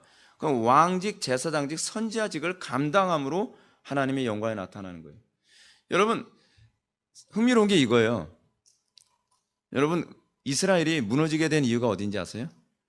그들은 이방 종교와 구별됨이 없어지면서 무너져요. 무슨 얘기냐면 이방 종교에게는 삼직이 없잖아요. 이스라엘에만 삼직이 있단 말이에요. 근데 삼직이 있으나 마나한 게 돼버려요. 그러면서 이스라엘이 이방 종교하고 똑같아져 버리죠. 오늘날 교회가 그래요. 오늘날 교회가 왜 자꾸 망조가 들고 자꾸 이방 종교와 구별됨이 없게 나타나는 이유가 어디 있죠? 그리스도인들이 삼직에 대해서 관심이 없어서 그래요. 그리스도인들이 이 삼직과 관련된 삶을 사는 것이 뭔지 모르기 때문에 그래요. 어느 시대든지 교회가요, 왕, 제사장, 선지자직을 수행하면서 세상과 확연하게 구별되기 시작을 합니다. 예수님께서 오순절날 성령을 보내신 이유는 우리가 그렇게 이 삼직을 수행하는 자들이 되도록 하기 위한 것이죠. 이걸 잘 설명해 준 것이 바로 요엘서입니다. 우리가 오순절 성령 강림을 잘 이해하려면 자꾸 바울 서신 뒤적거리고 그러면 안 돼요. 가장 첫 번째 뒤적거려야 될 게 뭐냐 하면 요엘서예요. 왠지 아십니까? 오순절 성령 강림이 딱 일어나고 난 다음에 사람들이 물어봐요. 이게 뭐야? 왜 너희들 낮술 취한 것처럼 방언하고 뭐 이상해졌어? 그러니까 베드로가 뭐라고 얘기합니까? 베드로가 그냥 하는 거야. 그냥 받았어. 뭐 이렇게 얘기하지 않죠. 갑자기 이걸 신학적으로 설명해야 합니다. 신학적으로 설명하는데 뭐로 설명하냐면 요엘서 가지고 설명을 해요. 제가 그 리차드 게핀이나 도널드 맥클레오드 같은 분들의 그 책을 읽으면서 가장 아쉬웠던 게 뭐냐면, 아니 베드로가 요엘서를 가지고 설명했으면 우리는 그걸 기초로 해서 성령 세례를 설명해 나가야 되거든요. 구약에서부터 출발을 해야 돼요. 근데 구약의 설명을 다 빼버리고 자꾸 바울 서신 가지고서 자꾸 설명을 하려고 한단 말이에요. 그건 접근 방식이 잘못됐어요. 베드로가 설명했던 것처럼 우리는 요엘서부터 시작을 해야만 합니다. 요엘서가 뭐라고 나와 있죠? 요엘서는 이렇게, 베드로가 요엘서를 이렇게 예언하고 있습니다. 하나님이 말씀하시기를 말세 내가 내 영을 모든 육체에 부어주리니 너희 자녀들은 예언할 것이요 너희 젊은이들은 환상을 보고 너희 늙은이들은 꿈을 꾸리라. 그때 내가 내 영을 내 남종과 여종에게 부어주리니 그들이 예언할 것이요 또 내가 위로 하늘에서는 기사를, 아래로 땅에서는 징조를 베풀리니 곧 피와 불과 연기로다. 주의 크고 영화로운 날이 이르기 전에 해가 변하여 어두워지고 달이 변하여 피가 되리라. 여러분, 요거 예수님의 십자가 사건 보는 것 같지 않습니까? 크고 영화로운 날이 있기 전에 어떻게 돼요? 해가 변하여 어두워지고, 그렇죠? 그 달이 변하여 피가 되리라. 그러니까 이 영광스러운 일이 일어나기 전에 예수 그리스도의 십자가 사건이 먼저 있게 될 것이다. 누구든지 주의 이름을 부르는 자는 구원을 얻으리라. 이미 요엘서에 오순절 성령 강림이 어떤 과정을 거쳐서 일어나야 될 것인 걸 다 설명해 놨어요. 기가 막히지 않나요? 근데 왜 요엘서 가지고서 이 성령 세례를 접근하지 않은지 이해를 못 하겠어요. 베드로가 인용한 이 말씀은 선지자 요엘이 종말에 오실 성령님에 대한 예언입니다. 이 예언은 요엘서 2장 28절부터 32절에 언급된 말씀이에요. 근데 이 예언이 나오게 되어진 배경이 무엇인가? 이것도 우리가 좀 염두에 두어야만 합니다. 우리가 이것과 염두에 둬야 될 것은 삼직자들의 무능과 관련을 맺고 있습니다. 이게 뭐냐면 이 예언이 나오게 되어진 구약의 사건이 하나 있어요. 그 민수기 11장으로 넘어가야만 합니다. 굉장히 신학이라는 게요, 이렇게 단순하지가 않아요. 굉장히 복잡합니다. 민수기 11장에서 무슨 일이 벌어지냐면 모세가 60만이라고 하는 엄청난 이스라엘 백성들을 통치해야 돼요. 다 혼자서 재판을 해야 되고요, 혼자서 리더십을 다 발휘해야 돼요. 얼마나 힘듭니까? 제가 지금 목회하면서도 저 혼자 부교육자 없이 저 혼자서 지금 교인들 100명도 안 되는 교인들을 양육하는 것도 힘들어 죽겠는데, 모세는요 혼자서 60만을 재판을 했어요.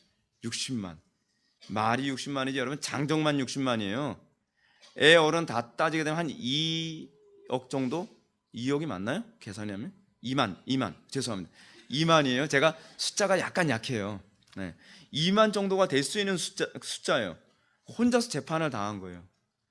그러니까 모세가 죽을 맛이에요. 그러던 가운데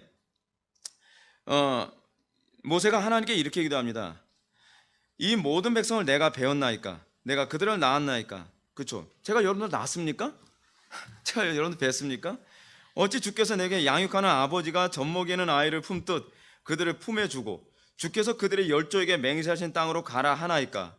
이 모든 백성에 줄 고기를 내가 어디서 얻으리이까? 그들이 나를 향하여 울며 이르되 우리에게 고기를 주어 먹게 하라 하온즉 책임을 심히 중하여 나온 자손은 이 모든 백성을 감당할 수 없나이다. 주께서 내게 이같이 행하실진대 구함노니 내게 은혜를 베푸사 즉시 나를 죽여 내가 고난당함을 내게 보지 않게 하옵소서. 이 기도를 딱 했어요. 그러니까 하나님께서 뭐라고 응답하셨을까요? 그래, 죽여주마. 그랬을까요? 아니죠. 이렇게 응답하셨습니다. 여호와께서 모세에게 이르시되 이스라엘 노인 중에 내가 알기로 백성이 장로와 지도자가 될 만한 자 70명을 모아 내게 데리고 와 회막에 이르러 거기서 너와 함께 서게 하라.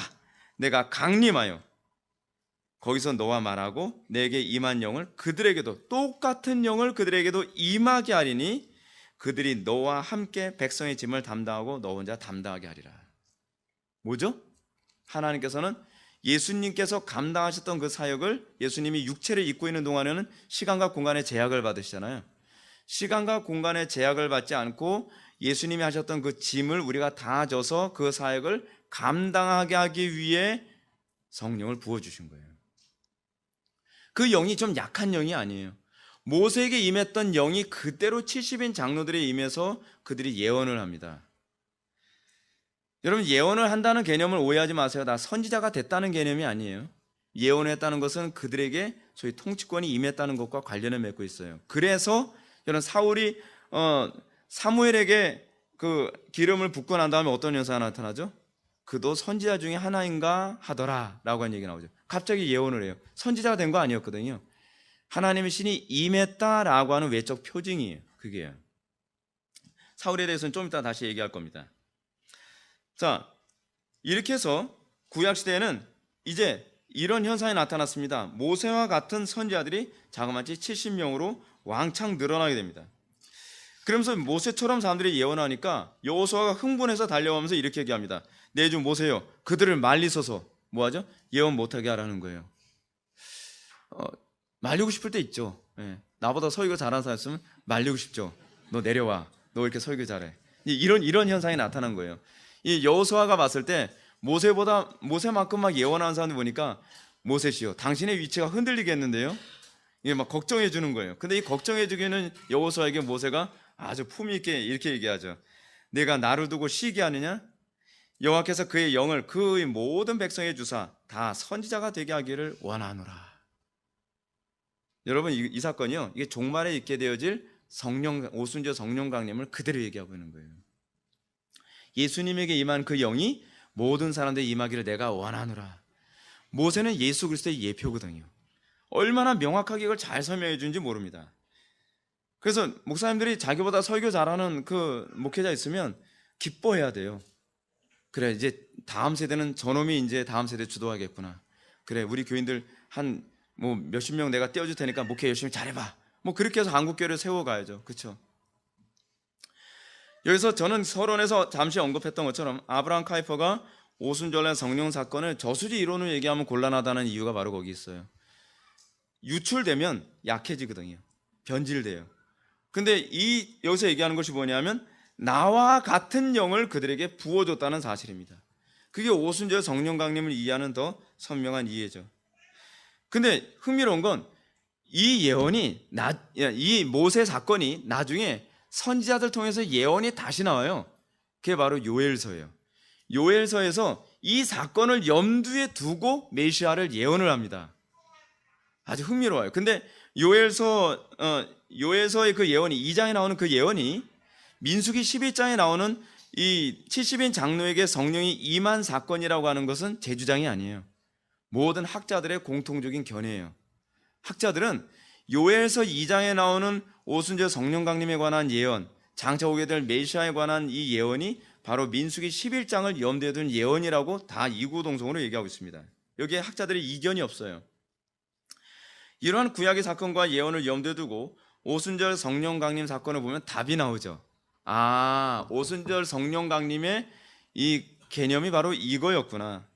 오순절 성령 강림은 무엇 때문에 우리에게 오신 거예요? 모세에게 임한 영이 70인 장로에게 임하여 모세 일을 하게 했던 것처럼 오늘날 신약의 교회에게 성령께서 우리에게 오시는 이유가 무엇이냐 하면 우리가 예수님의 사역을 감당케 하기 위해서요. 그러면 메시아는 부활 승천에서 끝났나요? 아니죠. 영원히 우리와 함께 있는 것이 되는 것이죠. 그렇죠? 사도 베드로는 선지자 요엘의 예언을 약간 변형하여 말세에 내가 내 영을 모든 육체에게 부어주리니 라고 인용했습니다. 모세 당시에는 모세에게 임한 영이 70인 장로들에게만 임했다면 오순절 성령 강림 사건은 예수의 영이 모든 육체에게 임하는 것으로 나타납니다. 모든 육체는 유대인과 헬라인의 구분이 없죠. 여기엔요. 여기엔 남자와 여자도 구분이 없어요. 고자도 예외가 아닙니다. 제가 왜 고자를 얘기하냐면 구약 이스라엘에서 고자들은 여호와의 회중에 못 들어오는 개념이었거든요. 근데 그래서 이 부분에 관한 얘기가 신약에 또 나와요. 이게 굉장히 중요한 개념이기 때문에. 그리고 세리와 창기도 예외가 아닙니다. 모든 사람들이 성령을 받고 예수님의 메시아 사역에 다 참여할 수 있어요. 근데 구약에서는 여러분 어떤 사람만 왕, 제사장, 선지자가 됐죠? 아주 소수의 사람만, 특정한 사람만 왕이나 제사장이나 선지자가 됐습니다. 이 성령님이 처음에는 거듭난 120명의 사람들에게 임했습니다. 그리고 그 이후에는 예수님을 영접하는 모든 사람들에게 이게 임하고, 그래서 예수님을 영접한 모든 사람들은 예수님처럼 살아가기 시작을 합니다. 그래서 여러분 안디옥 교회 때문에 나타난 별명이 있었죠. 예수쟁이라는 얘기가 그때 나오기 시작합니다. 그들의 삶을 보니까 예수님이 다시 환생한 것처럼 보여지더라는 거예요. 그 사람들 환생설을 많이 밀었거든요. 환생설은요, 여러분 불교에만 있는 게 아닙니다. 플라톤주의에도 환생설이 있어요. 그래서 그 사람들이 예수가 환생한 거 아닌가 싶을 정도로 충격을 받기 시작을 합니다. 모든 시대에 성령을 받고 나면 사람들은 예수님과 연합한 그 능력과 지혜와 거룩함에 참여한 삶이 나타나기 시작한다는 겁니다. 이게 하나님께서 디자인한 교회의 모습이에요. 교회의 모습은요, 어떤 우리가 생각하는 것처럼 조직이 아니라 그리스도의 일을 대신 수행하는 자들이에요. 중생이고 성령 세례라는 점을 염두에 둘 때 오순절 성령 강림 때 교회에 부어진 성령님은 과연 어떤 영인지 좀 더 구체적으로 봅시다. 그 영은 교회를 예수 그리스도의 메시아 직분에 참여하게 하는 것입니다. 메시아의 직분, 다시 해야되면 여러분 메시아라는 말의 의미가 뭐죠? 메시아라는 말, 기름 부음을 받은 자. 이거를 헬라어로 뭔지 여러분 아시죠? 헬라어 잘 아시잖아요. 그리스도. 예. 이게 바로 메시아의 번역형이 크리스토스거든요. 토스는 이제 거의 다 오스 남성형 어미를 붙인 거예요. 예수님의 기름 부으심이란 무엇이냐면 구약시대는 어떤 사람에게 기름 부으셨죠? 왕, 제사장, 선지자에게만 기름을 부었어요. 기름을 부었다는 것은 무엇을 상징하는 표현이냐면 이 사람이 임직되었다, 성령께서 임하셔서 임직되었다라고 하는 그런 표현이거든요. 그래서 성령으로 세례를 받아서 신약의 교회는 이 왕과 제사장과 선지자직에 참여하게 되는데 구약시대에는 특정한 사람만 참여하던 것을 이제는 예수 믿는 모든 사람들이 왕, 제사장, 선지자가 되는 거예요. 그래서 여러분 종말에 나타나야 될 그 하나님의 왕국을 뭐라고 표현하는지 아십니까? 제사장들의 나라, 선지자들의 나라, 왕들의 나라예요. 독특한 표현 아닙니까? 도구나 카오나 다 제사장이래요. 다 선지자라요. 다 예언한다는 거예요. 다 왕이라는 거예요. 그러니까 이걸 잘못 이해하니까 천년왕국설 얘기하면 사람들이 그러면 백성은 누구예요? 자꾸 이런 얘기하는 거예요. 그 얘기가 아니에요. 천년왕국설, 이 세대주의자들이 자꾸 천년왕국설 잘못 이해하니까 천년 동안 왕노로 타리라. 왕노로 타면 백성은 누군가요? 내가 왕이면 여러분들이 백성 돼서 제가 막 그런 건가요? 그 개념이 아니죠. 예수님의 왕적 사역에 참여하여 환경과 여러 죄와 모든 것을 다스리고 정복하는 걸 얘기하는 거예요. 죄를 다스리는 왕이죠. 육체의 소욕을 다스리는 왕이죠. 그래서 신약에서 얘기하는 새하늘과 새 땅으로서 천년왕국은 뭘 얘기하는 거냐면 천년왕국은 지금을 얘기하는 거예요. 예수님이 초림부터 재림까지의 기간, 우리가 예수 그리스도의 왕직에 참여하여 주님 오시는 그날까지 왕노릇 하는 것, 그렇죠? 여러분 왕노릇 하면 알아야 돼요. 여러분 가정을 여러분은 어떻습니까? 가정의 그 영적 흐름을 다스립니까? 하나님의 말씀대로 다스려요? 그런데 육체 소욕을 다스립니까? 여러분들 환경에 끌려다닙니까? 아니면 그 환경을 지배하는 사람입니까? 그게 왕직이거든요. 우리의 신앙의 선배들은요, 예수님을 영접하고 난 다음에 육체의 소욕을 이기고 죄를 이기고 그 환경에 끌려다니는 것이 아니라 환경을 다스리고 정복하는 사람이었습니다. 그래서 히브리서 11장에서 뭐라고 얘기하죠? 세상이 감당할 수 없었죠. 세상이 지배할 수 없었어요. 왜냐하면 우리는 이제 세상을 지배하는 사람이 되니까요. 그게 바로 왕 같은 나라예요. 너희는 택하신 족속이요 왕 같은 족속이요 그의 소유된 백성이에요. 그 제사장 나라라는 말이 그런 거예요. 제사장들의 나라거든요. 제사장들의 나라. 모든 사람들이 제사장들의 나라예요. 놀라운 거 아닙니까? 그래서 하이델베르크 요리문답에서도 그런데 당신은 왜 그리스도인이라 부릅니까? 라고 되면 답은 이겁니다. 왜냐하면 내가 믿음으로 그리스도의 지체가 되어 그의 기름 부으심에 참여하기 때문입니다. 우리가 그 기름 부으심에 참여하기 때문에 나는 선지자로서 그의 이름의 증인이 되며 제사장으로서 나 자신을 감사의 산제물로 그에게 드리고 또한 왕으로서 이 세상에 사는 동안 자유롭고 선한 양심으로 죄와 마귀에 대항하여 싸우고, 이게 왕직이거든요. 이후로 영원히 그와 함께 모든 피조물들을 다스릴 것이기 때문입니다. 이거 잘못하면 왕들의 나라에 되면 내 꼬봉은 누군가 맨날 그거 찾는 거예요. 이거 잘못 알고 있는 거예요. 잘못하는 거예요. 사랑하는 성도 여러분, 이것이 바로 오늘 오순절날 성령께서 강림하셔서 신약교회를 세우신 목적입니다.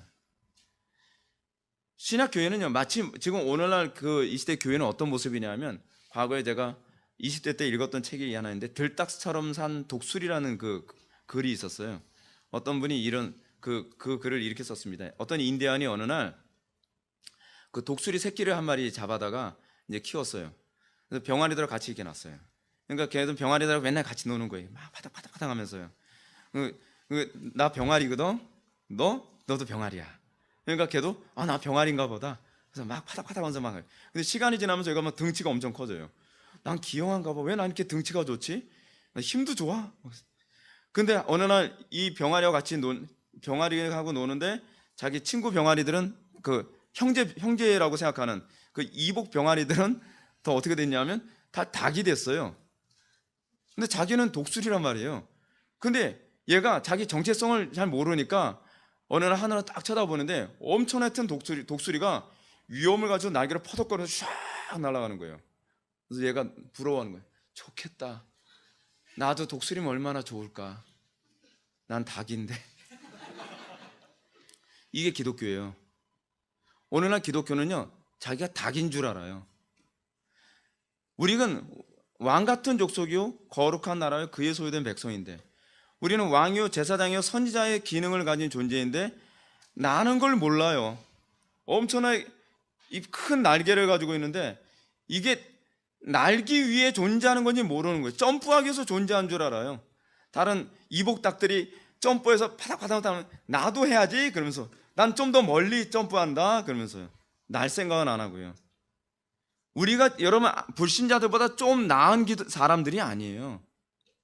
우리는 불신자들과 다른 피조물이에요. New creation이에요. New creature. 우리는 새로운 피조물이거든요. 근데 우리는 새로운 피조물이라는 인식이 없죠. 이게 사실은 마귀가 노리는 것이기도 합니다. 교회의 존재 목적, 교회는 과연 기능이 무엇인가? 들닭인가? 좀 등치 큰 닭인가? 아니라는 거죠. 여러분, 이 직분이 구약과 신약의 차이가 하나 있습니다. 여러분, 구약에는요 특정한 사람만 왕, 제사장, 선지자로 임직이 된다 그랬죠. 근데 이 사람들은 또 영원하지 않다 그랬죠. 그 또 하나 문제가 뭐냐면 이 사람들은요, 특히 이제 사울 왕 같은 경우는 임직을 딱 받고 나면 여호와의 신이 갑자기 확 임해요. 그래서 완전히 딴 사람이 돼요. 근데 이 사람들이 범죄하면 여호와의 신이 떠나요. 근데 우린 여호와의 신이 떠나나요? 안 떠나나요? 안 떠나요. 왜 안 떠날까요? 그게 이미 예언이 됐기 때문에 그래요. 나단의 신탁에 보면 다윗이 여호와 하나님께 내가 성전을 짓고 싶습니다 라고 얘기하니까 넌 됐고 넌 피를 너무 많이 흘려서 안 돼. 그런데 네가 너무 기특하니까 내가 하나 예언해 줄게. 그러면서 다윗에게 나단을 통해서 하나님께서 예언하게 하십니다. 어떤 예언 하나 보십시오. 나는 그에게 아버지가 되고 그는 내게 아들이 되리니 그가 만일 죄를 범하면 내가 사람의 매와 인생의 채찍으로 징계하려니와 내가 내 앞에서 물러나게 한 사울에게서 내 은총을 빼앗은 것처럼 그들에게서 빼앗지 아니하리라. 사울은 여호와의 신이 딱 임했다가도 그가 범죄하니까 여호와의 신이 떠나잖아요. 그래서 뭐가 들어오죠? 악신이 들어오죠. 우리는 그러지 않을 거라는 겁니다. 우리는 삼직 취소 없어요. 우리는 한번 하나님의 하나님의 왕, 그리고 선지자, 제사장 되면 영원한 선지자, 영원한 왕, 영원한 제사장으로 살게 된다는 것입니다. 여기서 신약과 구약의 단절성과 그 연계성이 있죠. 그러면 연속성이 뭘까요? 구약과 신약에서 여호와의 기름 부음을 받은 사람은 새 마음을 품게 된다는 차원에서 연속성이 있습니다. 그래서 구약을 잘 봐야 돼요. 사울에게 그 왕으로 기름 부음을 딱 받고 나니까 그 후에 이렇게 얘기합니다. 너는 여호와의 영이 크게 임하리니 너도 그들과 함께 예언하고 변하여 새 사람이 되리라. 우리가 예수님 믿고 나서 우리에게 나타나는 현상이 뭐죠? 새 사람이 되는 거죠. 여호와의 영이 임하면 새 사람이 돼야 돼요. 뭐 믿음으로 구원받는 거니까 새 사람 안 돼도 뭐 상관없다? 그거 성경적이지 않아요. 여러분들이 구원받았으면 이제는 열매가 달라지게 되어 있어요. 여러분들이 예수 믿게 되었으면 새 사람이 되어야 돼요. 새 사람이 안 돼도 나는 천국 간다, 그거는요 우기는 거예요. 뭐처럼 우기는 거예요? 제가 아까 얘기했던 것처럼 엉뚱하게 우기는 그런 사람 있잖아요. 여러분, 성경이 새 사람이 되리라라고 얘기했잖아요.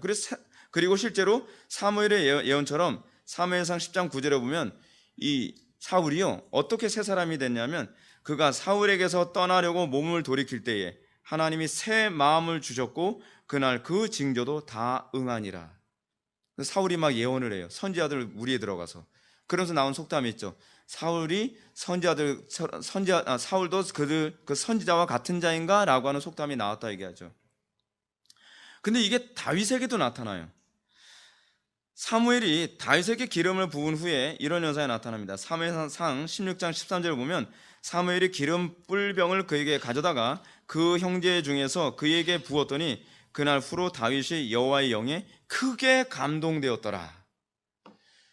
여러분, 우리가 여호와의 영을 우리가 기름 부음 받았으면 우린 똑같은 현상이 나타나야 되죠. 크게 감동되는 현상이 나타나야죠. 이게 연속선상에 있는 거예요. 구약 시대만 있는 것이 아니라 지금도 있는 것입니다. 그러나 기름 부음 받은 후에 단순히 새 마음만 품게 되는 게 아닙니다. 이들에겐 분명하게 사역적 변화가 나타나죠. 왜냐하면 기름 부으신 이유가 뭐예요? 일하라고 기름 부으신 거거든요. 제사장에게 기름 부었는데 제사장 역할을 안 하면 어떻게 해요? 왕에게 기름 부었는데 왕 역할을 안 하면 어떻게 해요? 선지자에게 기름 부었는데 예언 안 하면 어떻게 할 거예요?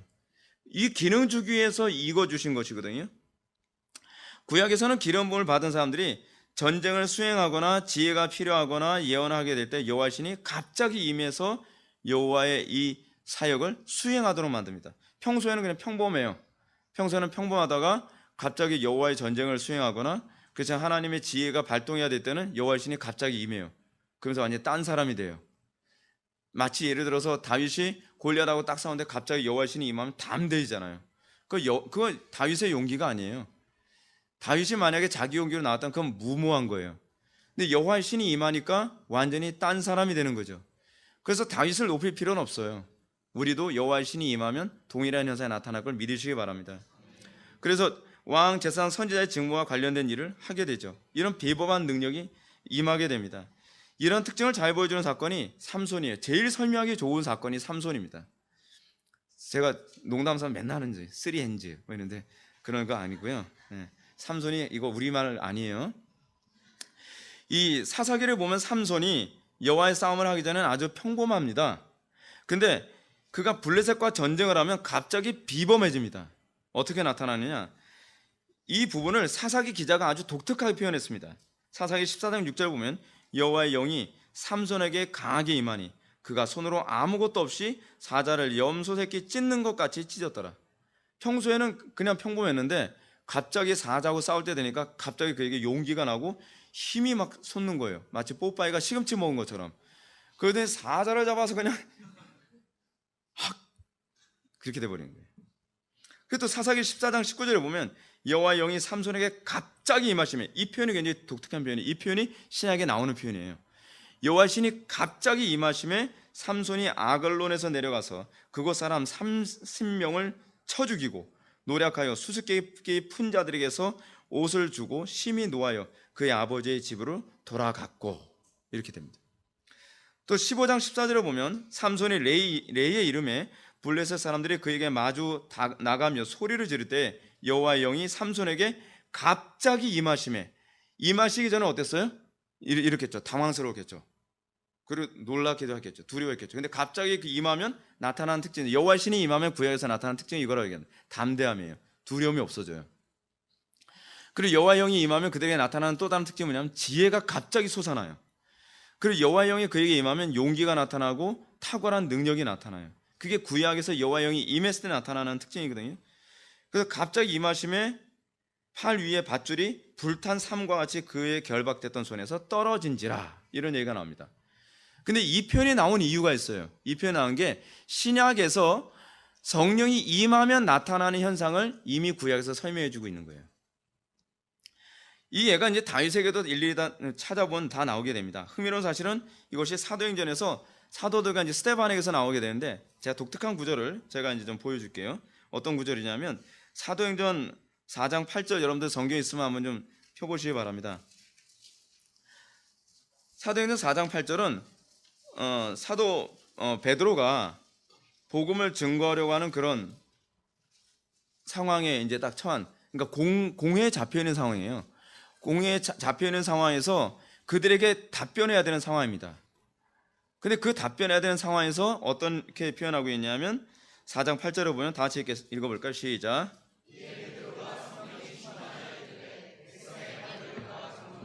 아멘. 여러분, 헬라어를 보게 되면 여기서 베드로가 성령이 충만하여 라고 한 이 부분이 어떻게 충만하냐, 갑자기 임한 것이 개념으로 사용되는 헬라어를 사용하고 있어요.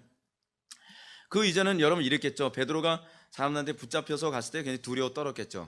그리고 어떻게 답변해야 될까 고민하는데 그 공회에 잡혀서 신문을 딱 봤는데 여호와의 신이 갑자기 딱 임하면 나타나는 현상이 뭐냐면 말할 바가 알아지는 거예요. 여러분 그런 경험 해보셨나요? 사실은 제가 강단에서 매주마다 거의 그 경험을 하는 거예요. 전 그렇게 하지 않으면 전 설교를 못해요. 여호와의 신이 갑자기 임해요. 그래서 여러분 설교자들에겐 이 여호와의 신이 이렇게 임하는 게 3번이 일어납니다. 이건 여러분들은 경험하지 못하는 거죠. 첫 번째, 설교 원고 작성할 때 임합니다. 설교 원고를 작성할 때 성령께 영감을 주세요. 그래서 생각지 못한 게 막 작성이 돼요. 두 번째로 여호와의 신이 임하는데 설교 전에 기도할 때 임합니다. 기도할 때 임하면 가슴이 막 뜨거워지고 담대해져요. 그리고 강단에 딱 쓰면 여호와의 신이 또 임하는데 그때 말할 바를 알게 하시면서 불처럼 설교를 쏟아내게 만드십니다. 그게 구약에서만 일어나는 것이 아니라 신약에서도 일어나요.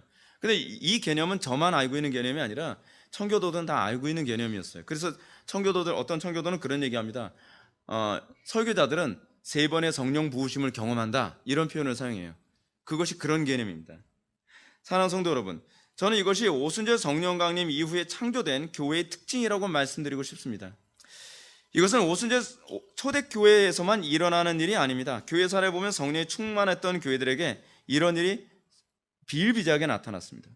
여러분들 아마 그런 걸 경험해 보신 분이 있을지 모르겠고, 그리고 앞으로 경험했으면 좋겠다 싶은 것이 무엇이냐면, 여러분들 어때요? 누군가에게 전도를 하려고 하는데 무슨 말을 해야 될지도 모르겠고, 나는 자신이 없는데, 그러다가 그 사람 딱 만나서 얘기할 땐 막 담대함이 생기고, 그리고 갑자기 지혜가 쏟아지면서 말할 바가 알아지면서 상대방이 그냥 기가 죽어서 아멘 아멘 하게 되는 거. 그럴 때 착각하지 마세요. 내가 하는 게 아니에요. 그때 행하시는 일은 너희 안에 계신 성령이라. 그게 바로 하나님께서 오순절날 성령 강림을 통해 교회를 통해서 기대하는 바예요.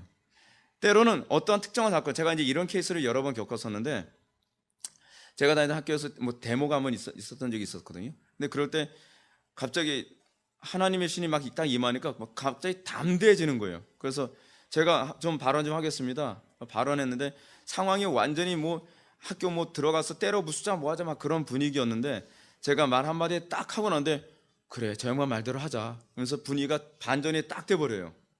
근데 제가 그때 뭘 느꼈냐면, 제가 말을 할 때 갑자기 여호와의 신이 그들에게 딱 압도하고 있는 것 같은 그런 느낌을 받았어요. 사람들이 마음이 다 바뀌는 거예요, 한순간에.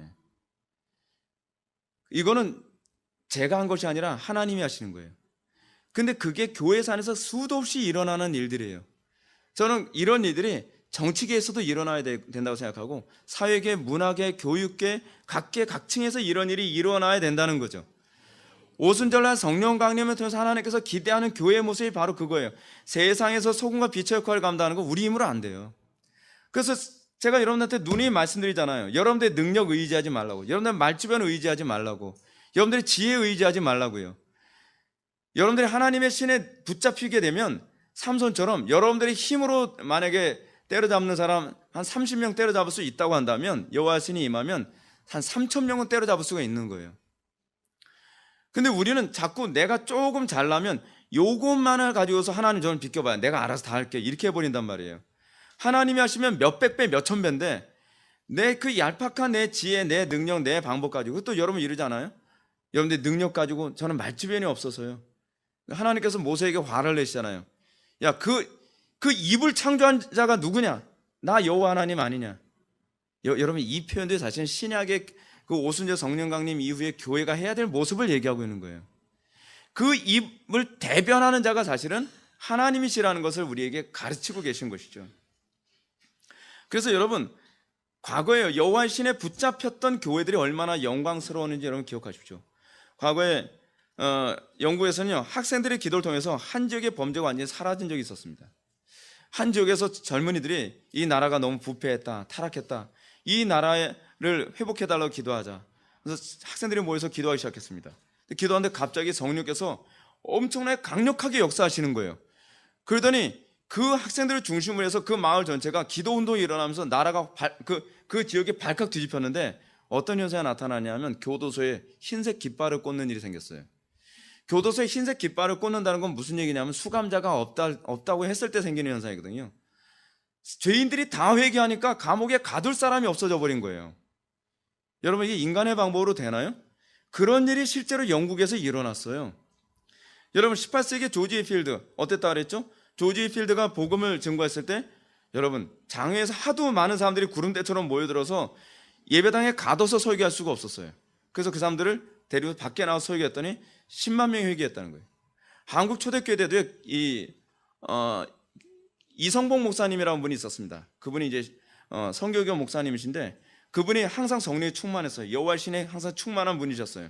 그분이 설교를 하는데 하루는 수많은 사람들이 구름대처럼 모여들어서 예배당에 가둬놓고 설교를 할 수가 없는 거예요. 그래서 이성복 목사님이 말씀하셨습니다. 한쪽 벽을 뚫자 해가지고서 강대상 뒤쪽을 뚫어버렸어요. 벽을 해머로 뚫고서 양쪽을 보면서 설교를 해야 될 정도의 현상까지 나타났습니다. 인간의 힘으로 되나요? 하루는 요한 웨슬리가 굉장히 대단한 부흥사였거든요. 대단한 설교자였어요. 근데 요한 웨슬리가 가는 곳마다 회개하는 일이 엄청나게 누룩처럼 번져나기 시작을 했거든요. 근데 요한 웨슬리가 설교를 하고 나서 요한 웨슬리가 세상을 떠나신 지 한 100년이 지났습니다. 어느 날 어떤 사람이 한 마을을 지나가는데 술을 마시고 싶은데 술집을 찾을 수가 없는 거예요. 그래서 불평을 하면서 궁시렁대면서 길거리를 걸어가니까 어떤 농부가 일 다 마치고 뒤따라오면서 이런 얘기하는 거예요. 왜 술집이 없는지 아세요? 100년 전에 요한 웨슬리 한 분이 지나가셨거든요. 그 이후로 술집이 없어졌어요. 여호와의 신이 임하면, 하나님께서 역사하시면 엄청난 일이 벌어집니다. 문제는 내 가정을 내 힘으로 바꾸려고 하고, 이 사회를 내 힘으로 바꾸려고 하고, 내 성격을 내 힘으로 바꾸려고 하고, 내 힘을 사용하려고 하다 보니까 그리스도의 능력, 그리스도의 지혜, 그리스도의 탁월함을 자꾸 추구하지 않으려고 하는 게 문제죠. 20세기 들어와서 여러분, 대한민국에서 1907년에 평양에서 대부흥이 일어났습니다. 대부흥이 일어나서 어떤 현상이 나타났습니까? 평양이 제2의 예루살렘이라는 얘기까지 나왔습니다. 여러분, 1907년 이후에 평양 대부흥이 일어난 사건 사진을 보면요, 평양 일대가요, 흰색 옷을 입은 사람들이 구름대처럼 돌아다니는 곳이었다는 거예요. 평양이 원래 어떤 곳이었는지 여러분 알고 계십니까? 평양이 선교사들이 평양에 딱 왔을 때 어떤 모습을 봤냐면, 사람들이 불법하고 더럽고 냄새나고 지저분한 인간들, 거기다가 굶어 죽는 사람들도 많았는데, 어떤 아이들은 그 굶어 죽은 사람 목에다 새끼줄 걸고서 끌고 다니면서 장난치는 것까지 봤다는 거예요.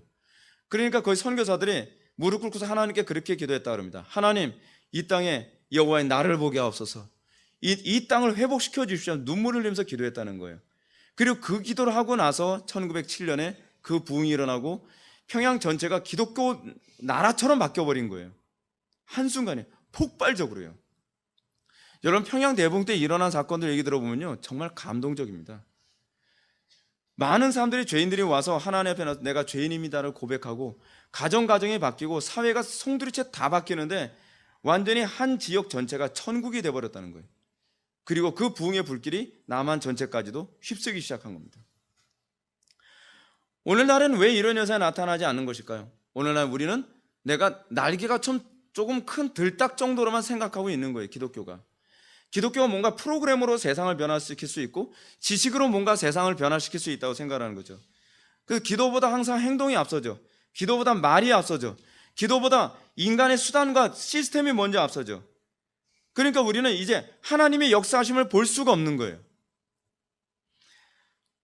여러분, 오늘날 이 시대의 교회가 변화되려면 우린 첫 번째로 회심의 문제부터 접근해 들어가야만 합니다. 내가 정말 성령 받은 사람인가? 이 진위 문제부터 먼저 우린 점검에 들어가야 돼요. 그래서 제가 자꾸 점검 설교를 많이 하는 게 그래서 그런 겁니다. 두 번째로 여러분, 이 시대의 교회가 바뀌려면 경건의 문제입니다. 한국 교회가 여러분 경건하지 않은데 어떻게 그리스도와 연합을 할 수 있겠습니까? 그렇지 않아요? 철저히 죄와 구별되고 그리고 철저히 그리스도를 사모해야만 합니다. 그리스도와 동행하는 걸 기뻐해야만 합니다. 마지막 세 번째는 기도의 부재입니다. 한국 교회가 기도를 회복해야만 합니다. 어떤 사람이 기도합니까? 하나님의 영광을 사모하는 사람이 기도하지 않겠습니까? 오늘날 이 시대 교회가 진정으로 여호와의 기름 부음을 받아 삼직에 참여한 존재가 되었다면 이러한 영광을 사모해야만 합니다. 하나님 나를 써주십시오. 제가 목회 초년생서부터 제 마음속에 있었던 게 뭐냐면 하나님 저를 통해서 놀라운 부흥을 허락해 주십시오라는 것이 제 기도 제목이었습니다. 그래서 제가 그 기도 제목 때문에 기도를 할 수 있는 한 많이 하고 싶었어요. 그래서 어찌 때는 방학 때 되면 한 9시간을 기도원 가서 하루 종일 기도만 해봤어요. 이 정도 기도하면 무슨 일이 벌어질까? 하나님께서 대한민국을 다 그냥 복음으로 나를 통해서 다 뒤집어 엎어주실까? 하나님과 동행하는 삶이 얼마나 영광스러운지 알고 계십니까? 제가 정말 이것에 대해서 제가 여러 가지 경험과 체험이 있어서 정말 확신이 있어서 여러분한테 말씀드리는 겁니다. 여러분들 자신을 신뢰하지 않는 법을 먼저 배우십시오. 그리고 그리스도를 신뢰하는 법을 배우십시오. 그리스도의 능력, 그리스도의 지혜, 그리스도의 거룩함, 그리스도의 탁월함, 여러분들이 그것을 여러분들이 소유하길 바랍니다. 기독교는 착하고 선하게 사는 게 기독교가 아닙니다. 물론 착하고 선하게 살아야죠. 근데 기독교의 존재의 목적은 착하고 선하게 사는 것이 다가 아니라 복의 근원으로 살아가는 것이 기독교의 존재의 목적입니다. 오늘날 기독교인들, 여러분 정말 하나님의 신에 충만해서 성령 충만한 삶을 사는 사람들 어떻죠? 그 사람만 가면 변해요. 그 사람만 가면 영적 분위기가 달라져요. 과거에 어떤 이 영국의 유명한 설교자는요, 이 사람이 너무나 성령 충만하니까 이 사람이 가까이 가기만 해도 사람들이 회개가 터졌대요. 종교개혁 이전에 종교개혁자였던 기롤라모 사보나롤라는요, 이 사람이 설교를 하면 이태리 전체가 회개했답니다. 성당 전체가 텅텅 비던 때였는데 사보나롤라가 설교를 하기 시작합니다. 수많은 사람들이 성당에 몰려들어서 그 사보나롤라의 설교를 듣고 회개하기 시작합니다. 들어갈 자리가 없어요. 그러니까 사람들이 성당의 창살에 매달려서 눈물을 흘리면서 회개하며 설교를 들었다는 거예요. 저는 그 영광이 다시 일어나길 바랍니다. 그건 신비적인 일이 아니에요. 하나님이 하시면 가능한 일이에요. 불가능한 일이 아닙니다. 근데 문제는 우리가 그 능력을 사모하지 않습니다. 내가 뭔가 하려고 하고 그래서 내가 영광 받으려고 하는 것이죠. 여러분 그런 엄청난 일이 일어났을 때 하나님의 영광이 나타나는 것 아니겠습니까? 야, 하나님은 저런 분이시구나. 하나님은 지금도 저런 일을 할 수 있구나. 사랑하는 성도 여러분, 여러분 우리는 삼손이 대단한 사람이라고 생각하면 안 됩니다. 삼손이 대단해서 이 당나귀 턱뼈로 1000명을 때려 눕힌 게 아닙니다. 그가 동방불패가 아니란 말이에요. 그가 하나님과 연합했을 때라야만, 그가 거룩하여 나시린으로서의 삶을 살 때라야만 그 일이 가능했었습니다. 그가 나시린의 삶을 포기하고 그가 머리가 삭도로 밀리고 난 이후부터 그는 두 눈이 뽑히고 무기력한 맷돌을 돌리는 그냥 노예 정도밖에 되지 않았습니다. 오늘날 기독교인들 어떻습니까? 맷돌이나 돌리는 두 눈 빠진 삼손과 같은 모습이 오늘날 기독교인의 모습 아닌가요? 기독교인이 다시 옛적 삶을, 소위 성경에 가르치는 그 탁월함을 회복하는 방법이 무엇인가요? 다시 그리스도께로 돌아가는 것입니다. 그리스도를 생명처럼 사모하는 것입니다. 우리에게 그 삼직이 그대로 나타나게 열망하고, 그래서 내가 가는 곳마다 갇힌 자가 자유케 되어지고 눈먼 자가 다시 보게 되며 포로된 자가 자유케 되는 것. 여러분들 속에 성령님이 거하신다면 여러분들은 그것 때문에 가슴이 뜨거워져야만 합니다. 그렇지, 하나님께서 나를 통해서 이 일을 할 수 있지, 이 믿음을 가지고 이 아침에도 여러분들 하나님께 기도하면서 주님, 나에게 그 은혜를 부어주셔서 내가 가는 곳마다 가정이 변하고 사회가 변하고 캠퍼스가 변하는, 그리고 이 나라 이 민족의 변하는 놀라운 역사가 나타나게 해주십시오. 오늘 이 밤에 여러분들 이 시간도 여러분들 하나님께 간절히 기도하시고 그리고 점심 식사하시기 바랍니다.